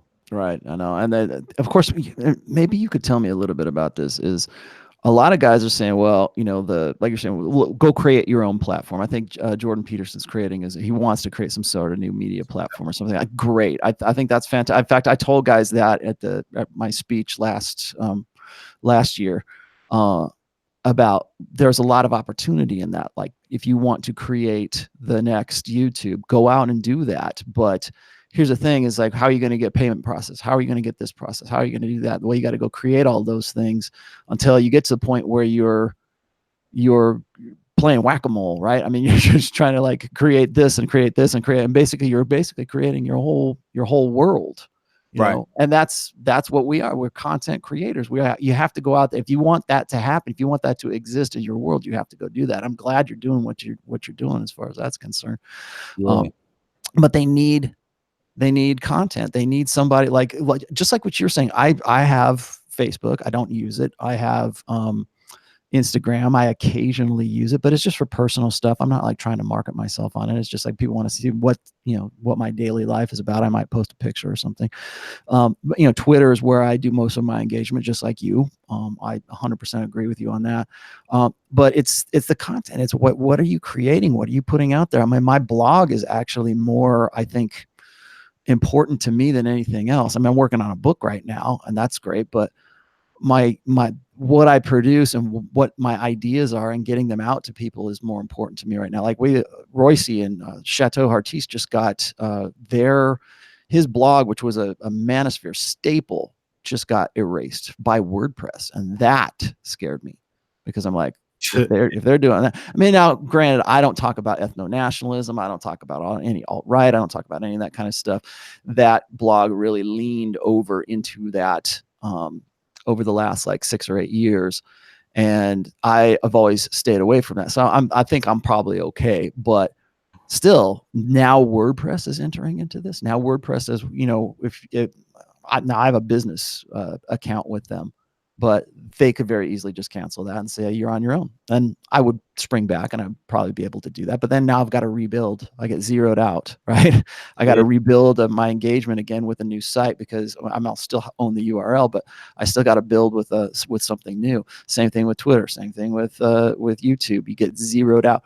And at the end, to end this here real quick, is there's this guy who was a quote unquote red pill YouTuber. His name was Alexander Grace, and I locked horns with him on a few occasions, but honestly, I think he had some really good material up until recently, because he was trying to change the nature of his channel. He was all about being red pill, and then suddenly he decided that, I'm not actually red pill, and he gave me grief for like calling him out on that. I said, the only reason that you're saying that you're not red pill right now is because you know that YouTube is dropping the ban hammer right now, and you have to, because that's part of the algorithm. If you put red pill or manosphere or misogynist or whatever you want, but if you put that in your tags, you're going to get caught. You're going to get swept up in the algorithm, and you're going to get demonetized. And his channel just got demonetized, and he's tearfully on YouTube crying and saying, this is what I had. I did nothing else. I quit my day job, and now I have no source of income. I got to start a Kickstarter. I got to do this. And it was exactly what I told him. I said, you're changing this, because this is your revenue, and you are dependent on this platform. And it's not about the content that you believe. Would you do it for free? I've done the Rational Male for free as a blog. I've been doing the Rational Male for almost 9 years now. Right. And you can go there. I've never monetized the blog. There's no ads on there. Yes, I have a book, but I do it because I want to I'm interested in ideas. I'm mostly interested in ideas. Yeah. And that's the end of it. You know, so that's the content. Like when you were saying they need us, they need that content, they need something. So like when people tell me you need to get on Instagram, like okay, but that's not what my focus is. My focus is on my ideas, and that's what makes your content so strong. You know, people come in, yo, you ain't on Instagram. You need to do yeah. Instagram. Like, yo, why are you on Instagram? yeah. Bro. All right. Well, we've been doing this for 2 hours. This has been a really, really great interview. And I'd love to get you back on again, or maybe even get you on once or twice with the guys from Rule Zero. Yeah, definitely want to do this again. And in the future, man, if you want to do something together, I'm always up for working with you. So yeah, let me plug the new book. Yeah, give your plugs. Give your plugs, man. So anybody wants to reserve a copy of the Masculinity book that Rolo did design on and I wrote, it's womendecoded.substack.com. I don't know if you guys are on Substack. Great, you know, thing to use for email. It's completely free, but it's womendecoded.substack.com. Just plug your email address in there. Once this thing is ready, so once it comes out from my editor, we're gonna shoot it right out to you guys. Cool. And then all of the rest of your information I've already put in the description, but go ahead. BryanSharp.co, BRYAN, Sharp, SHARPE.co. So yeah, you can get everything right there. Cool. This has been great, man. Thanks for joining me. And I will be on tomorrow morning with the Rule Zero guys. It is going to be at 11:30 Eastern. Just look for, I think it's going to be on John's channel. So just look for the notices on my Twitter feed or any of the other guys' Twitter feeds. We're kind of passing that show around, so we don't have like a centralized place for it right now. I also did Pat Campbell this morning. That archive is now available. Just look at either my Twitter feed or look on Pat Campbell's Twitter feed, and you will find the archives for this morning show, which was actually a lot of fun. And then on Sunday, I always have the Rational Male 101 with Pat Campbell. That starts at 4:30 Eastern. And if you're watching this, you're probably already a subscriber. Please hit the subscribe button. Please hit the notifications button so that when I do stuff like this, you guys will be alerted. And that's it for us, man. Thank you very much. Appreciate it. Hey, no problem, man.